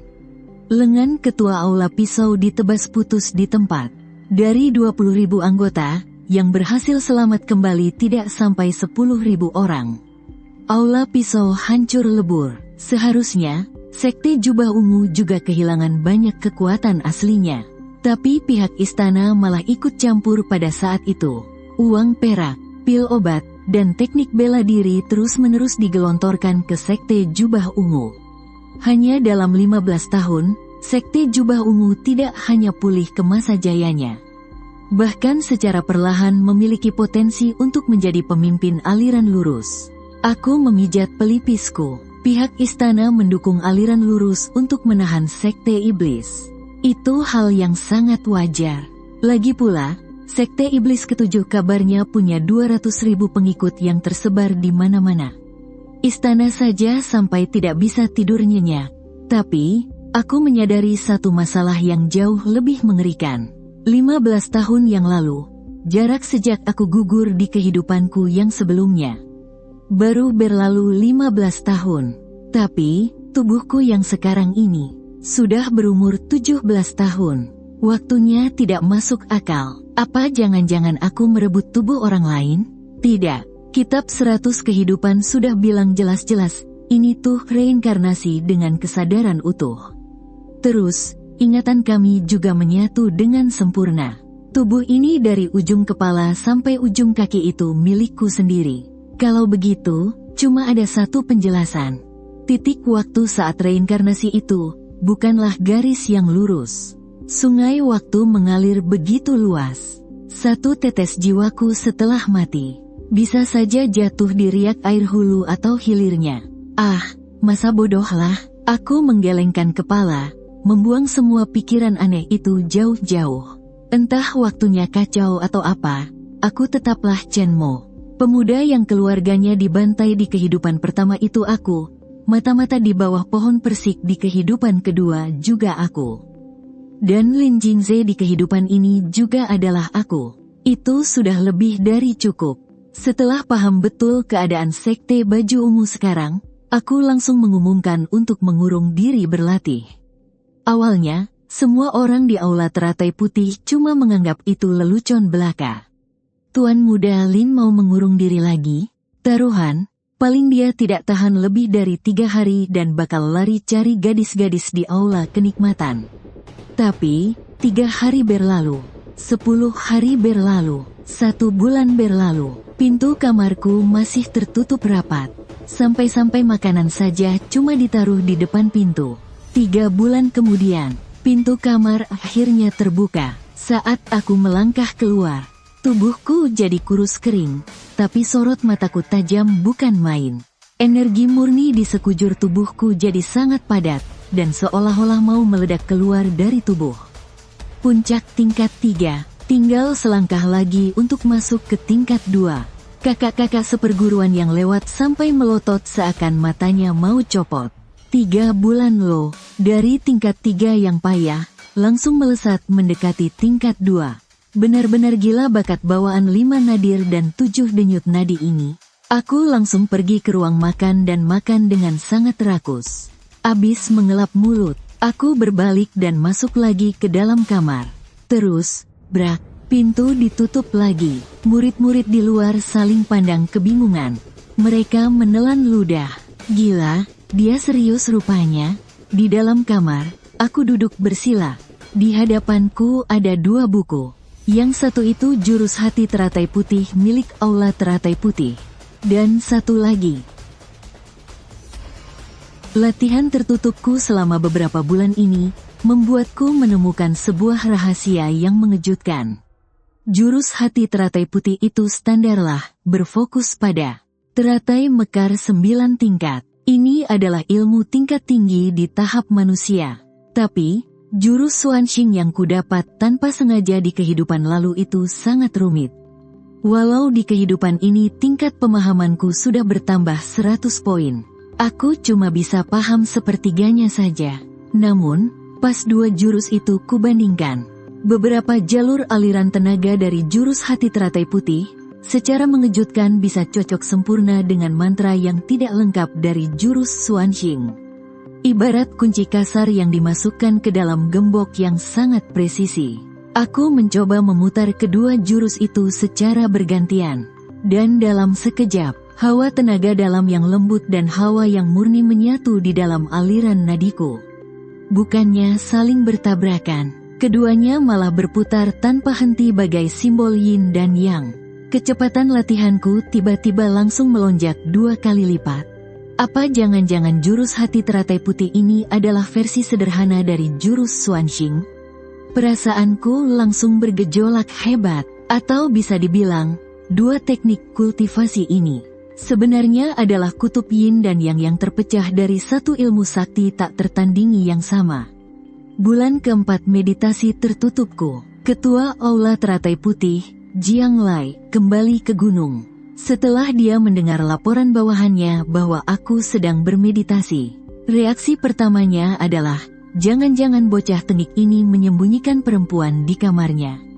Dia diam-diam datang keluar halaman, mendengarkan dari balik tembok sejenak. Kecurigaan di wajahnya perlahan berubah menjadi keterkejutan, dan akhirnya menjadi kegembiraan yang luar biasa.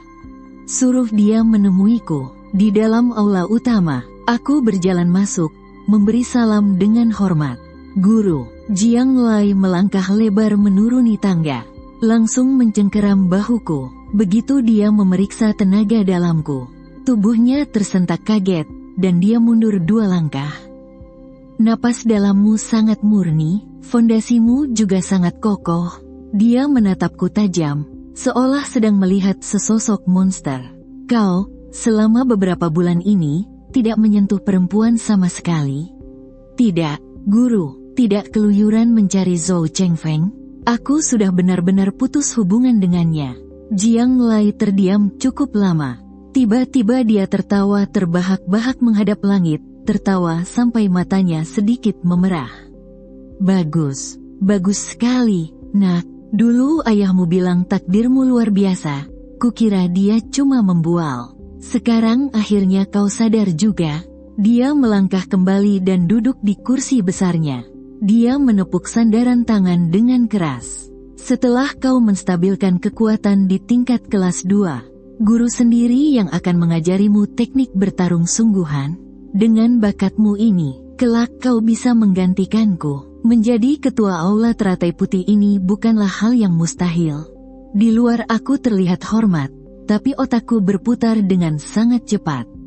Menjadi ketua aula, tentu saja itu bagus. Tapi yang lebih kuinginkan, adalah menguasai seluruh sekte iblis yang beranggotakan 200.000 orang ini. Hanya dengan menduduki kursi ketua sekte yang sudah kosong selama 100 tahun itu, aku bisa meratakan sekte jubah ungu. Guru, ada satu hal yang tidak murid pahami. Sutra Hati Teratai Putih sepertinya tidak lengkap. Sebenarnya dari mana asal-usulnya? Tanyaku. Tangan Jiang Lai yang sedang memegang cangkir teh langsung terhenti. Tatapannya menatapku dengan tajam. Kau cukup peka juga. Mengingat situasinya sekarang, tidak ada salahnya memberitahumu. Dulu, leluhur pendiri sekte suci kita adalah sosok legendaris yang telah melampaui alam Xiantian. Beliau mewariskan sebuah ilmu sakti pelindung sekte. Namanya adalah ilmu Xuanmo. Tapi, ilmu Xuanmo terlalu ganas dan sangat sulit dipahami. Hanya orang dengan bakat dari langit yang bisa melatihnya. Kemudian, para leluhur terdahulu memecahnya, mengubahnya menjadi 7 teknik kultivasi yang sedikit lebih lemah. Lalu diwariskan kepada 7 cabang sekte. Sutra hati teratai putih milik kita ini adalah salah satunya. Jantungku berdegup sangat kencang. Ilmu Xuanmo, ilmu Xuanxing, 1 aliran iblis, 1 aliran suci, 1 sisi yin, 1 sisi yang. Benar dugaanku, kitab ilmu Xuanxing itu sangat mungkin adalah bagian lain dari ilmu Xuanmo yang hilang di luar sana. Atau bisa jadi, itu adalah versi aliran putihnya.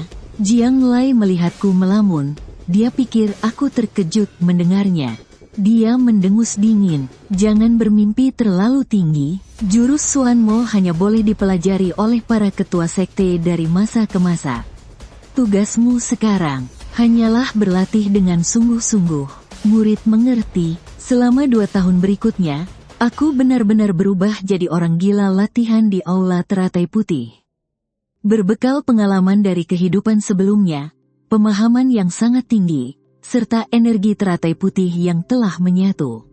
Tingkat kultivasiku melesat tajam. 2,5 tahun kemudian, aku duduk bersila di atas ranjang, lalu menghembuskan napas panjang.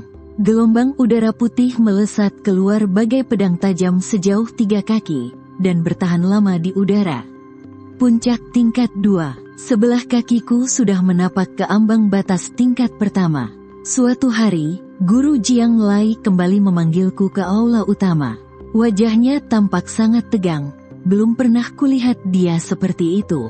Ketua aula bilang, tidak akan bisa bertahan melewati bulan ini. Tatapanku langsung menajam. Ketua aula yang lengannya ditebas oleh tetua sakti ranah Xiantian dari sekte baju ungu 15 tahun lalu itu, akhirnya benar-benar kehabisan sisa umurnya.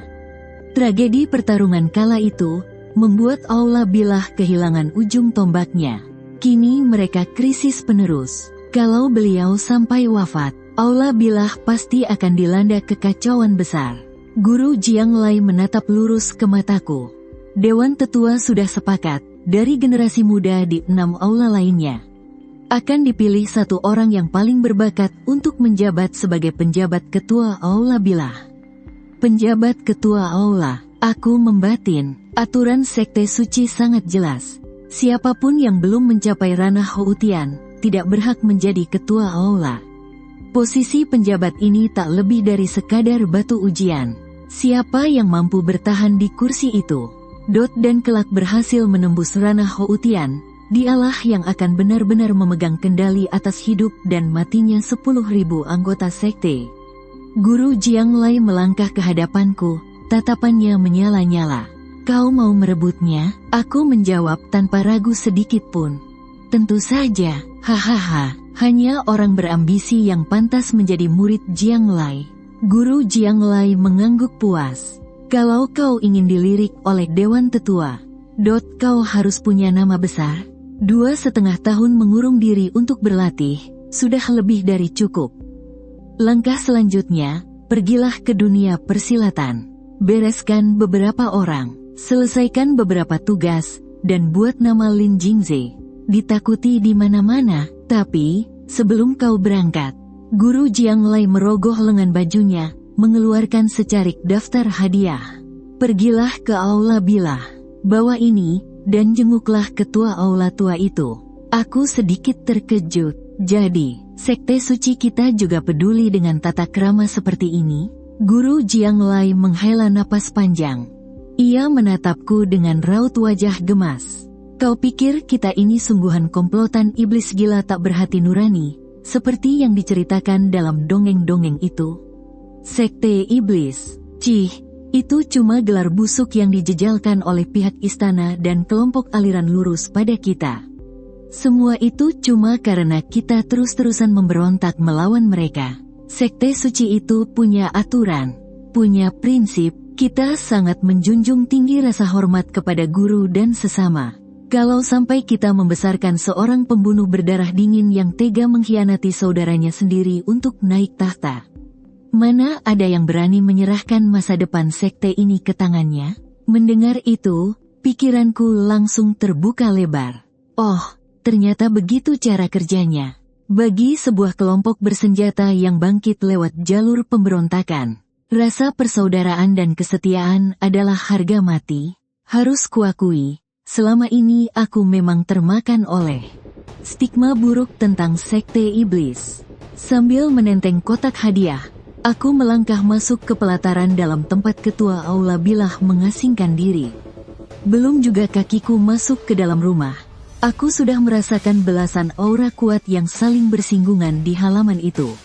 Begitu aku mendorong pintu dan melangkah masuk ke ruangan depan yang luas, terlihat ada sekitar 17 hingga 18 pemuda dan pemudi yang sedang berdiri maupun duduk di sana.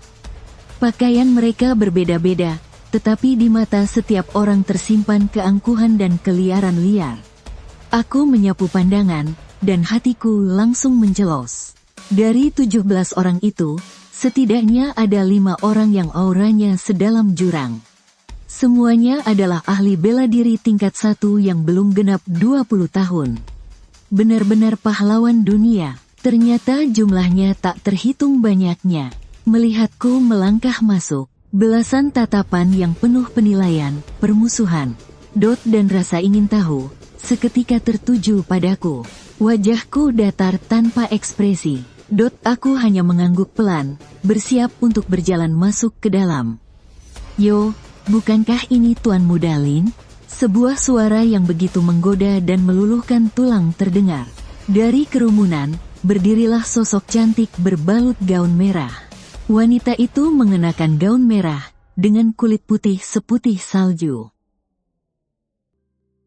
Dia adalah Ping Er, primadona rumah bordil di masa lalu. Langkahku terhenti, pupil mataku sedikit mengecil. Primadona lemah lembut dalam ingatan pemilik tubuh ini, aura yang dipancarkannya saat ini ternyata juga berada di tingkat 1, mengandalkan ilmu kultivasi ganda penghisap energi. Masuk ke tingkat 1 di usia 18 tahun. Entah sudah berapa banyak pendekar dunia persilatan yang dihisap habis oleh wanita ini. Pria rendahan seperti Zhou Chengfeng. Tuan Muda Lin sangat terkenal 2 tahun terakhir ini, kenapa malah melupakan diriku? Ping Er berjalan gemulai menghampiri, membawa aroma harum yang menggoda jiwa. Beberapa murid laki-laki di sekitar tersenyum sinis, bersiap menonton pertunjukan. Aku menatapnya, seperti menatap seekor ular berbisa yang berwarna-warni. Wanita iblis yang berkultivasi dengan cara menghisap energi yang milik pria seperti ini. Jika tersentuh sedikit saja, akibatnya adalah kehancuran abadi. Aku sedang fokus pada jalan bela diri. Tidak ada waktu untuk hal lain. Nada bicaraku terdengar sangat dingin. Aku mundur setengah langkah. Ping Er menutup mulutnya dan tertawa manja. Dia sengaja merendahkan suaranya. Hembusan napasnya seharum bunga anggrek. Tuan muda sekarang hampir menginjak tingkat 1. Energi yangmu pasti semakin murni. Kalau suatu hari ada waktu luang, datanglah ke kamarku. Kita mengobrol semalaman, mendiskusikan prinsip penyatuan yin dan yang. Bagaimana? Diskusi? Jangan-jangan kau mau menghisapku sampai kering? Aku tersenyum sinis dalam hati, tapi wajahku tetap tenang tanpa celah sedikit pun. Pasti, di lain hari. Setelah berkata begitu, aku tidak lagi mempedulikan wanita iblis ini, dan langsung berjalan melewati ruangan luar yang penuh permusuhan. Aku menyingkap tirai mutiara, lalu masuk ke ruang dalam. Ruang dalam dipenuhi bau obat yang pahit dan menyengat. Kepala Balairen yang 15 tahun lalu membantai abis sekte Ziyi saat ini bersandar di ranjang seperti sebatang kayu lapuk, wajahnya pucat pasi bak abu. Rongga matanya sangat cekung. Di sisinya, masih dikelilingi oleh beberapa murid inti Balairen yang sedang berpura-pura menyeka air mata. Aku melangkah maju, meletakkan kotak hadiah, dan dengan penuh hormat memberi salam sebagai seorang junior. Junior Lin Jingze dari Balai Teratai Putih, atas perintah guru, datang menjenguk senior. Kepala balai tua itu perlahan mengangkat kelopak matanya yang terasa berat. Tatapan matanya yang keruh berhenti di wajahku cukup lama. Entah mengapa, melihat sikapku yang setenang jurang ini, di matanya malah muncul semacam rasa familiar yang aneh. Seolah-olah sudah sangat lama, pada suatu malam yang penuh pertumpahan darah.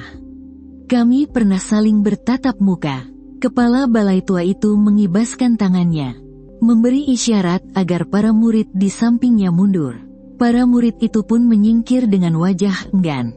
Ruangan dalam menjadi sunyi. Ketua tua menatapku lekat-lekat.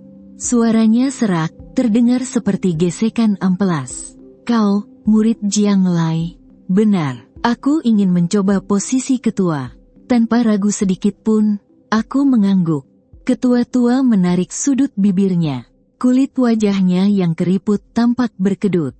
Lalu sekarang, setelah melihat sekawanan anak serigala di luar sana, masih berniat begitu? Aku terdiam sejenak. Saat mengangkat kepala, aku langsung menantang tatapannya, tanpa menyembunyikan ambisi di mataku. Malah, makin tertarik. Ketua tua tertegun. Cukup lama, terdengar tawa hambar dari dadanya, berderak seperti puputan rusak. Sangat pelan, tapi menyiratkan rasa lega khas orang rimba persilatan. Anak muda, punya ambisi itu, bagus. Mata keruh ketua balai pedang itu menerawang keluar jendela, menembus dinginnya angin musim gugur. Seolah menatap tempat yang sangat jauh. 15 tahun yang lalu, aku juga hancur begini, gara-gara ambisi sialan itu. Aku berdiri diam di sampingnya, mendengarkan dengan saksama. Tahun itu, ada seorang pemuda yang diam-diam menemuiku. Ketua tua terbatuk dan terengah-engah hebat. Dia bilang, sudah bertahun-tahun menyusup di sekte jubah ungu. Dan berhasil memicu perang saudara di sana. Dia bersedia membukakan gerbang utama untukku. Asal aku membawa pasukan masuk, sekte jubah ungu akan jatuh ke tanganku. Dia menoleh dan menatapku tajam.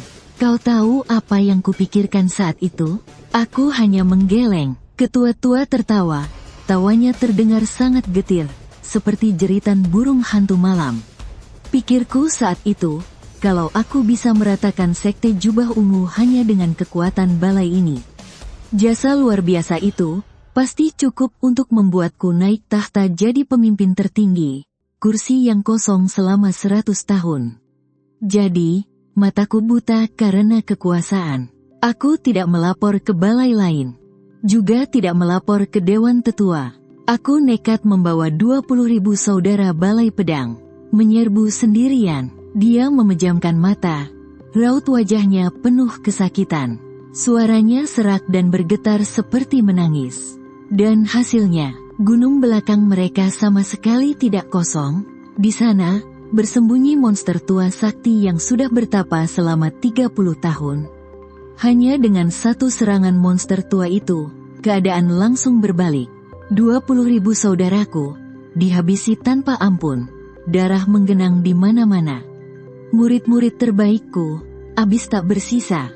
Nyawaku ini selamat karena saudara-saudaraku mengorbankan tubuh mereka sebagai tameng demi diriku.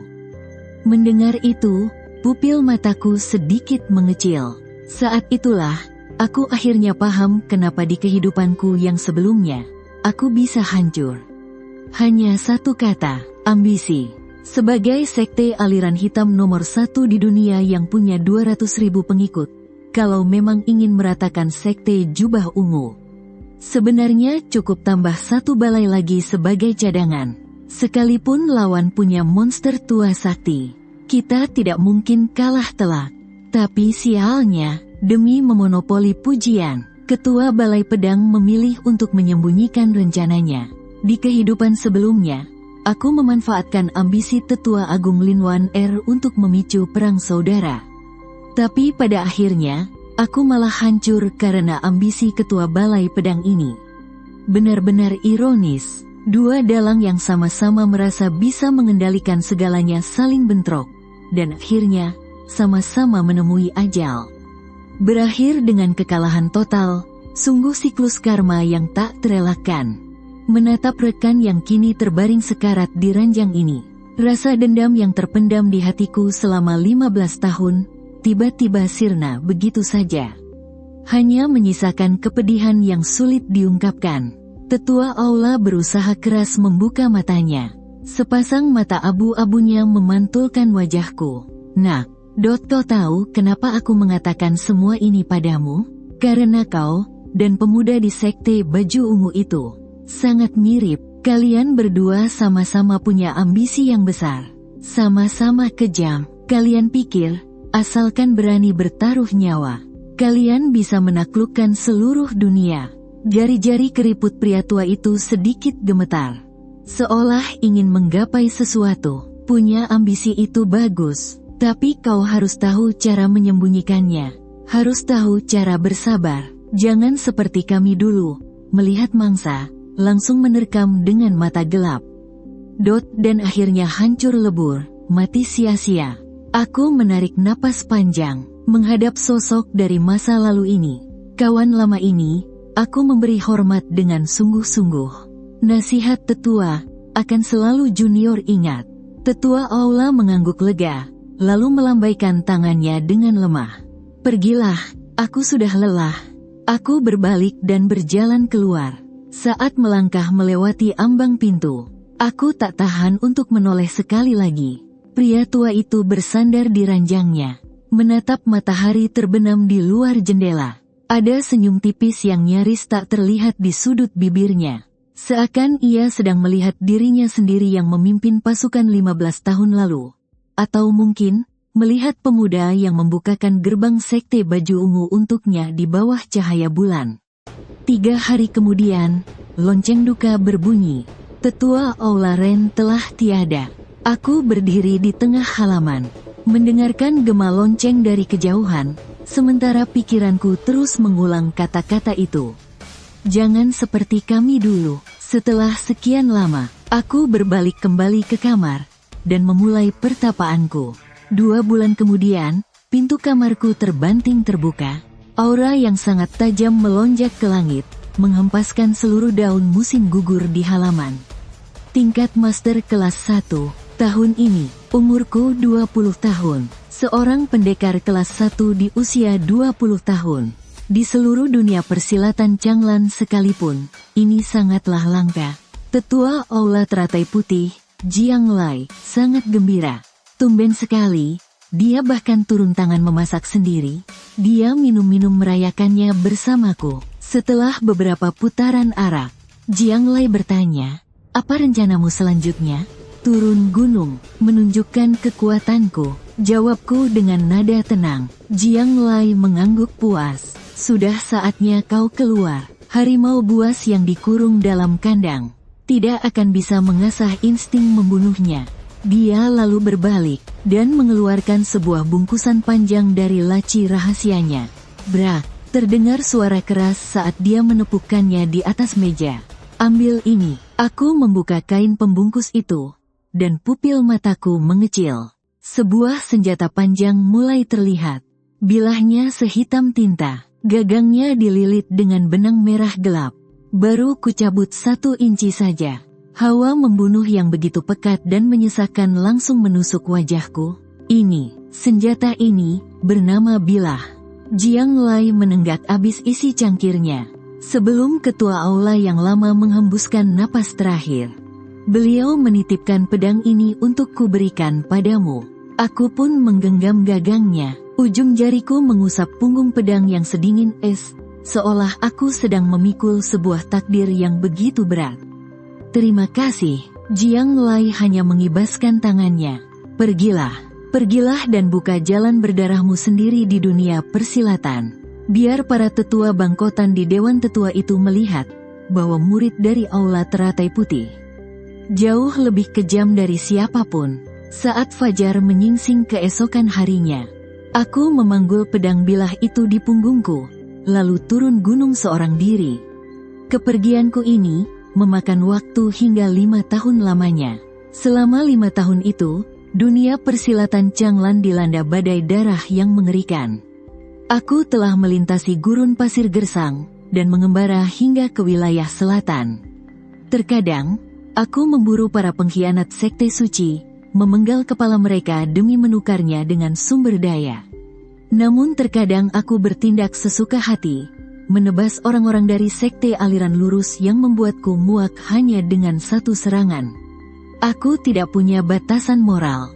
Aku melakukan semuanya murni karena aku ingin. Dalam kurun waktu 5 tahun, aku telah meleburkan fondasi sutra hati teratai putih dengan kedahsyatan ilmu Swan King secara sempurna. Dari pertarungan hidup dan mati yang tak terhitung jumlahnya, aku berhasil menempa sebuah jurus pedang mematikan milikku sendiri. Jurus itu kuberi nama 7 Tebasan Bilah. Di dunia persilatan, desas-desus tentangku semakin menyebar luas. Ada yang mengumpatku sebagai iblis haus darah. Ada pula yang ketakutan setengah mati melihat jurus pedangku yang tak bisa ditebak.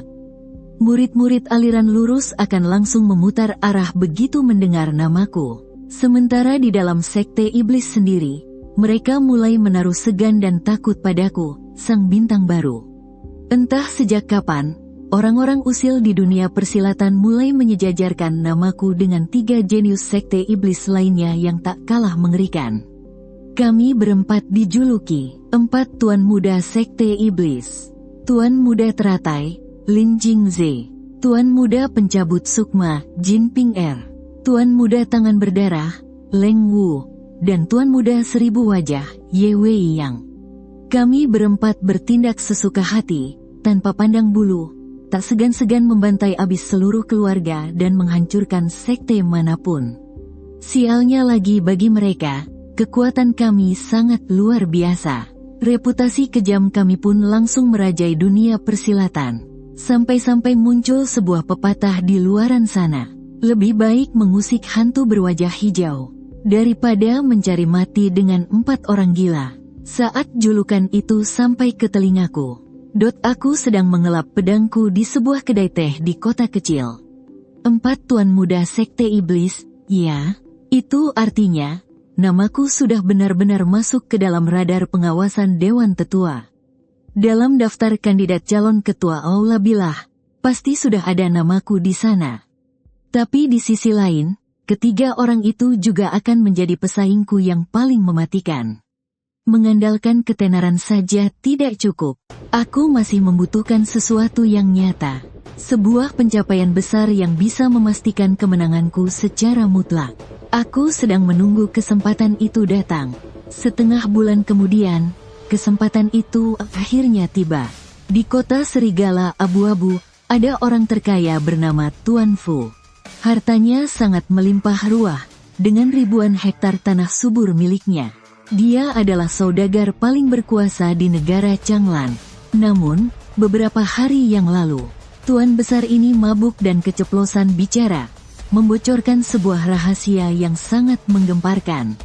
Nama aslinya adalah Lai. 30 tahun yang lalu, dia dulunya adalah seorang pelindung di Aula Bilah milik Sekte Iblis. Pada masa itu, saat ketua sekte sebelumnya memimpin perjalanan rahasia, bajingan inilah yang diam-diam membocorkan informasi.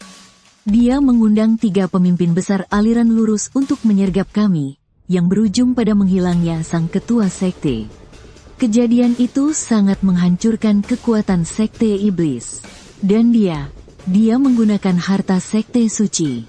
Dia menukarnya dengan perlindungan dari sekte aliran putih, dan kekayaan luar biasa selama 30 tahun. Saat kabar ini tersebar, seluruh sekte iblis murka besar. Tingkat tertinggi dari perintah eksekusi mutlak langsung dikeluarkan malam itu juga. Melihat perintah itu, sama dengan melihat sang ketua. Bagi seluruh murid sekte suci kita, siapapun yang berhasil menghabisinya, akan diberi imbalan 10.000 keping emas. Ketua Aula Jin, si kaya raya itu, ketakutan setengah mati. Dia rela menghamburkan seluruh hartanya, demi memohon bantuan dari 3 sekte besar aliran putih. Dia juga membayar mahal, untuk menyewa semua biro pengawal dan pendekar pengembara ternama di dunia persilatan. Tentu saja, dengan imbalan sebesar itu, kota Serigala Biru langsung dipenuhi tokoh-tokoh hebat. Murid-murid utama dari 3 pemimpin sekte aliran putih datang memimpin pasukan bantuan. Ye Guhong dari sekte Jubah Ungu, Zhang Daxuan dari aliran Zhenwu, Dot dan Biksu Jingchen dari kuil Suara Langit. Mereka bertiga adalah jenius papan atas yang berada di puncak kekuatan tingkat pertama. Mereka dijuluki sebagai 3 pahlawan aliran putih. Ditambah lagi, dengan 1000 lebih pendekar dunia persilatan, serta para kepala pengawal dan ahli bela diri. Mereka mengubah kediaman itu menjadi benteng pertahanan yang tak tertembus. Sementara di pihak sekte iblis, setelah perintah eksekusi turun, para iblis mulai bergerak liar. Ada si teratai, si pencabut sukma, si 1000 wajah, keempat tuan muda sekte iblis, semuanya berkumpul di kota Serigala Biru. Ini adalah bentrokan antara sekte nomor 1 di dunia persilatan melawan orang terkaya nomor 1 di dunia. Sekaligus menjadi pertarungan paling sengit antara generasi muda dari aliran putih dan aliran hitam. 3 hari kemudian, aku tiba di kota Serigala Biru. Kediaman itu sangat luas, dan saat ini, penjagaannya benar-benar sangat ketat. Temboknya ditinggikan 3 kaki, dan dipenuhi dengan ranjau besi berduri. Menara-menara panah berdiri tegak di sekelilingnya. Penjaga yang terlihat maupun yang bersembunyi, tersebar di mana-mana. Jangankan manusia, lalat pun tak akan bisa masuk. Aku menyewa kamar kelas atas yang menghadap ke jalan, tepat di penginapan seberang kediaman itu. Aku memesan sebotol arak keras, bersandar di jendela, dan mengawasi dalam diam.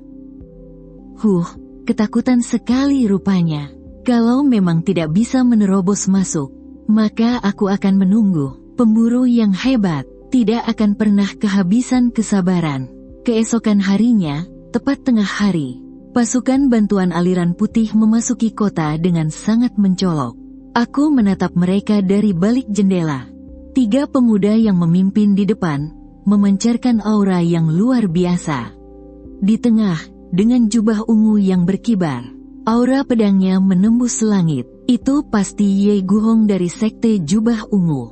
Di sebelah kirinya, pemuda berjubah hijau yang membawa hiasan bulu. Penampilannya terlihat sangat suci dan anggun.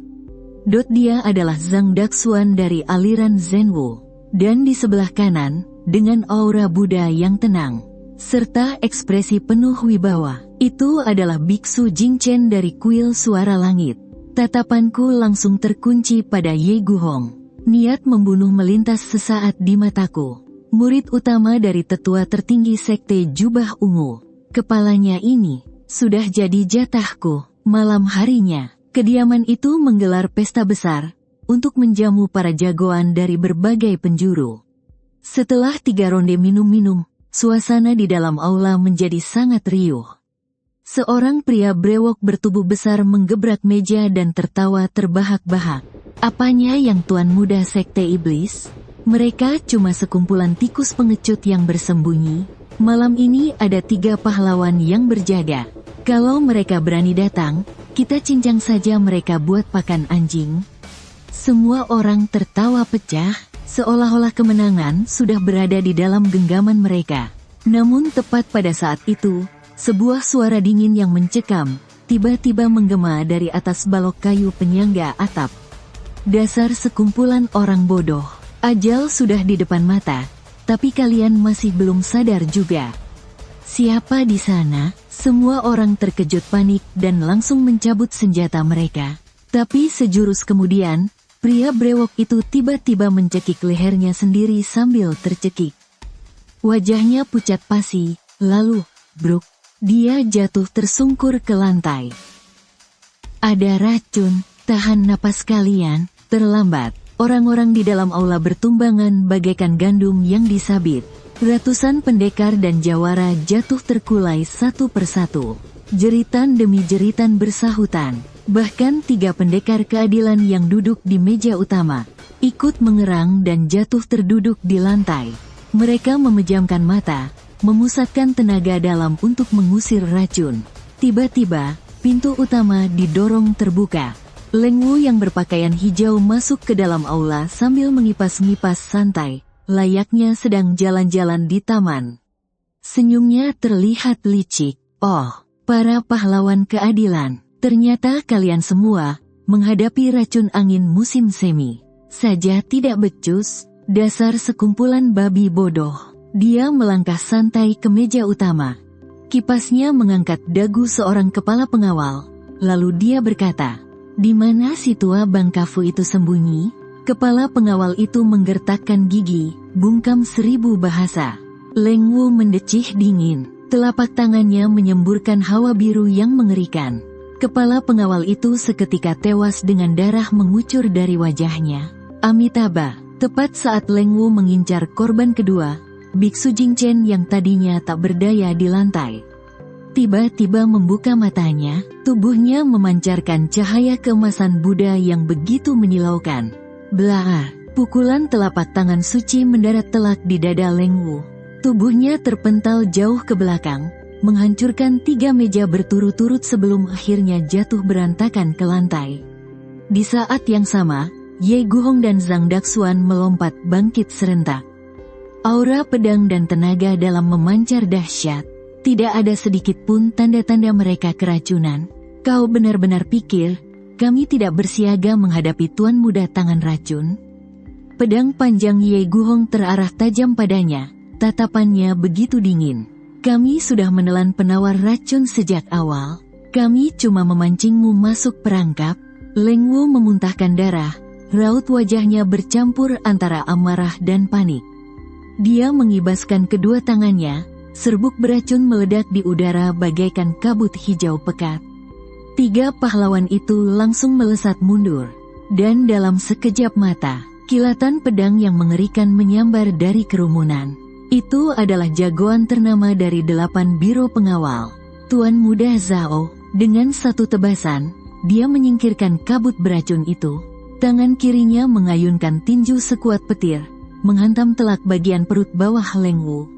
"Aar!" Leng Wu menjerit kesakitan, dan langsung ambruk lemas ke lantai.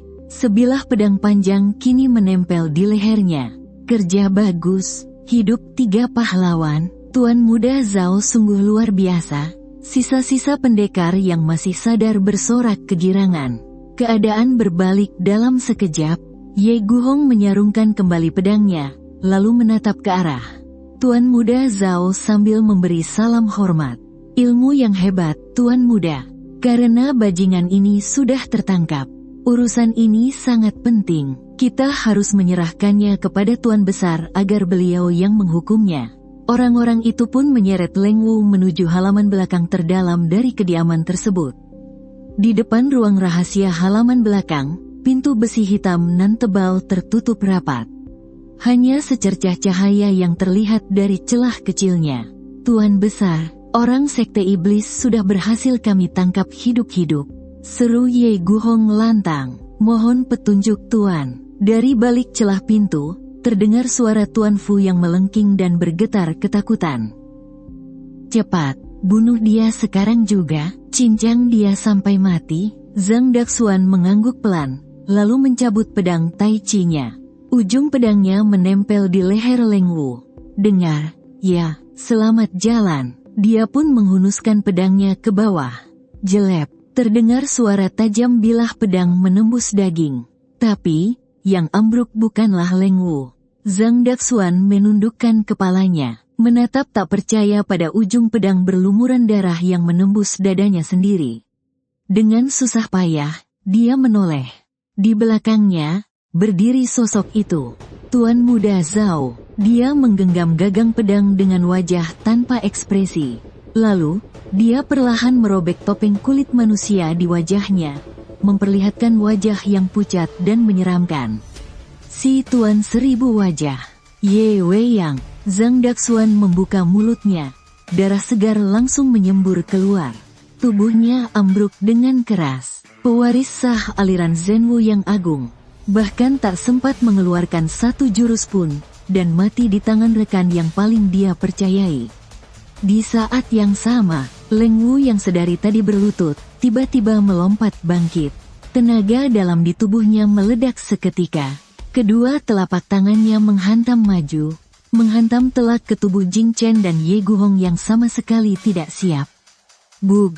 Mereka berdua terpental jauh seperti layangan putus, lalu menabrak pintu besi hitam itu dengan keras. Darah segar menyembur keluar. Gimana? Kejutan, kan? Kaget, kan? Leng Wu mengusap sisa darah di sudut bibirnya. Dia tertawa terbahak-bahak dengan angkuh. Sementara itu, Ye Wei yang mengibaskan tetesan darah di pedangnya. Tatapannya sangat dingin. Tuan muda Zhao yang asli. Sudah kucincang abis 3 hari yang lalu. Kalian ini, orang-orang dari aliran lurus. Kenapa masih naif banget, sih? Keadaan kini berbalik 180 derajat. Zhang Daxuan tewas, tulang belikat Ye Guhong remuk.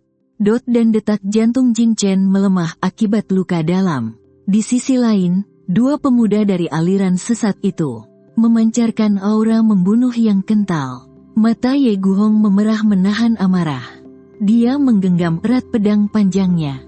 Nyalakan sinyalnya, suruh orang-orang di luar masuk ke sini sekarang. Leng Wu tertawa meremehkan. Telat, wow, coba dengar suara di luar sana. Di seluruh penjuru kediaman itu, terdengar teriakan pertumpahan darah yang menggema ke udara. Para pelayan yang tadinya menyajikan teh, dan para penjaga gerbang, kini merobek penyamaran mereka, mencabut senjata pendek, dan mulai membantai orang-orang aliran lurus di sekitar mereka. Mata-mata aliran sesat rupanya sudah lama menyusup ke tempat ini. Suar sinyal merah melesat tinggi, membelah gelapnya langit malam. Pasukan aliran sesat yang bersembunyi di luar kota, kini meluap bak air bah melompati tembok, merampok dan membantai tanpa ampun. Abis sudah, wajah Ye Guhong seputih kertas. Dia akhirnya mengerti peringatan gurunya sebelum berangkat. Pertarungan di dunia persilatan, sama sekali bukan sekadar adu jurus di atas arena. Biksu Jing Chen memaksakan diri untuk berdiri. Meski cahaya keilahian di tubuhnya mulai meredup, tekad pantang menyerah terpancar kuat dari matanya. Tuan Ye, mari kita terobos keluar. Harta ini, tak bisa kita pertahankan lagi. Mereka saling bertatapan sejenak, dan memutuskan untuk merelakan ruang rahasia itu. Mempertaruhkan nyawa untuk membuka jalan, dan kabur keluar. Leng Wu baru saja mau mengejar mereka, tapi langsung ditahan oleh Ye Wei Yang. Biarkan saja, orang-orang aliran lurus di luar sana pasti segera menyerang balik.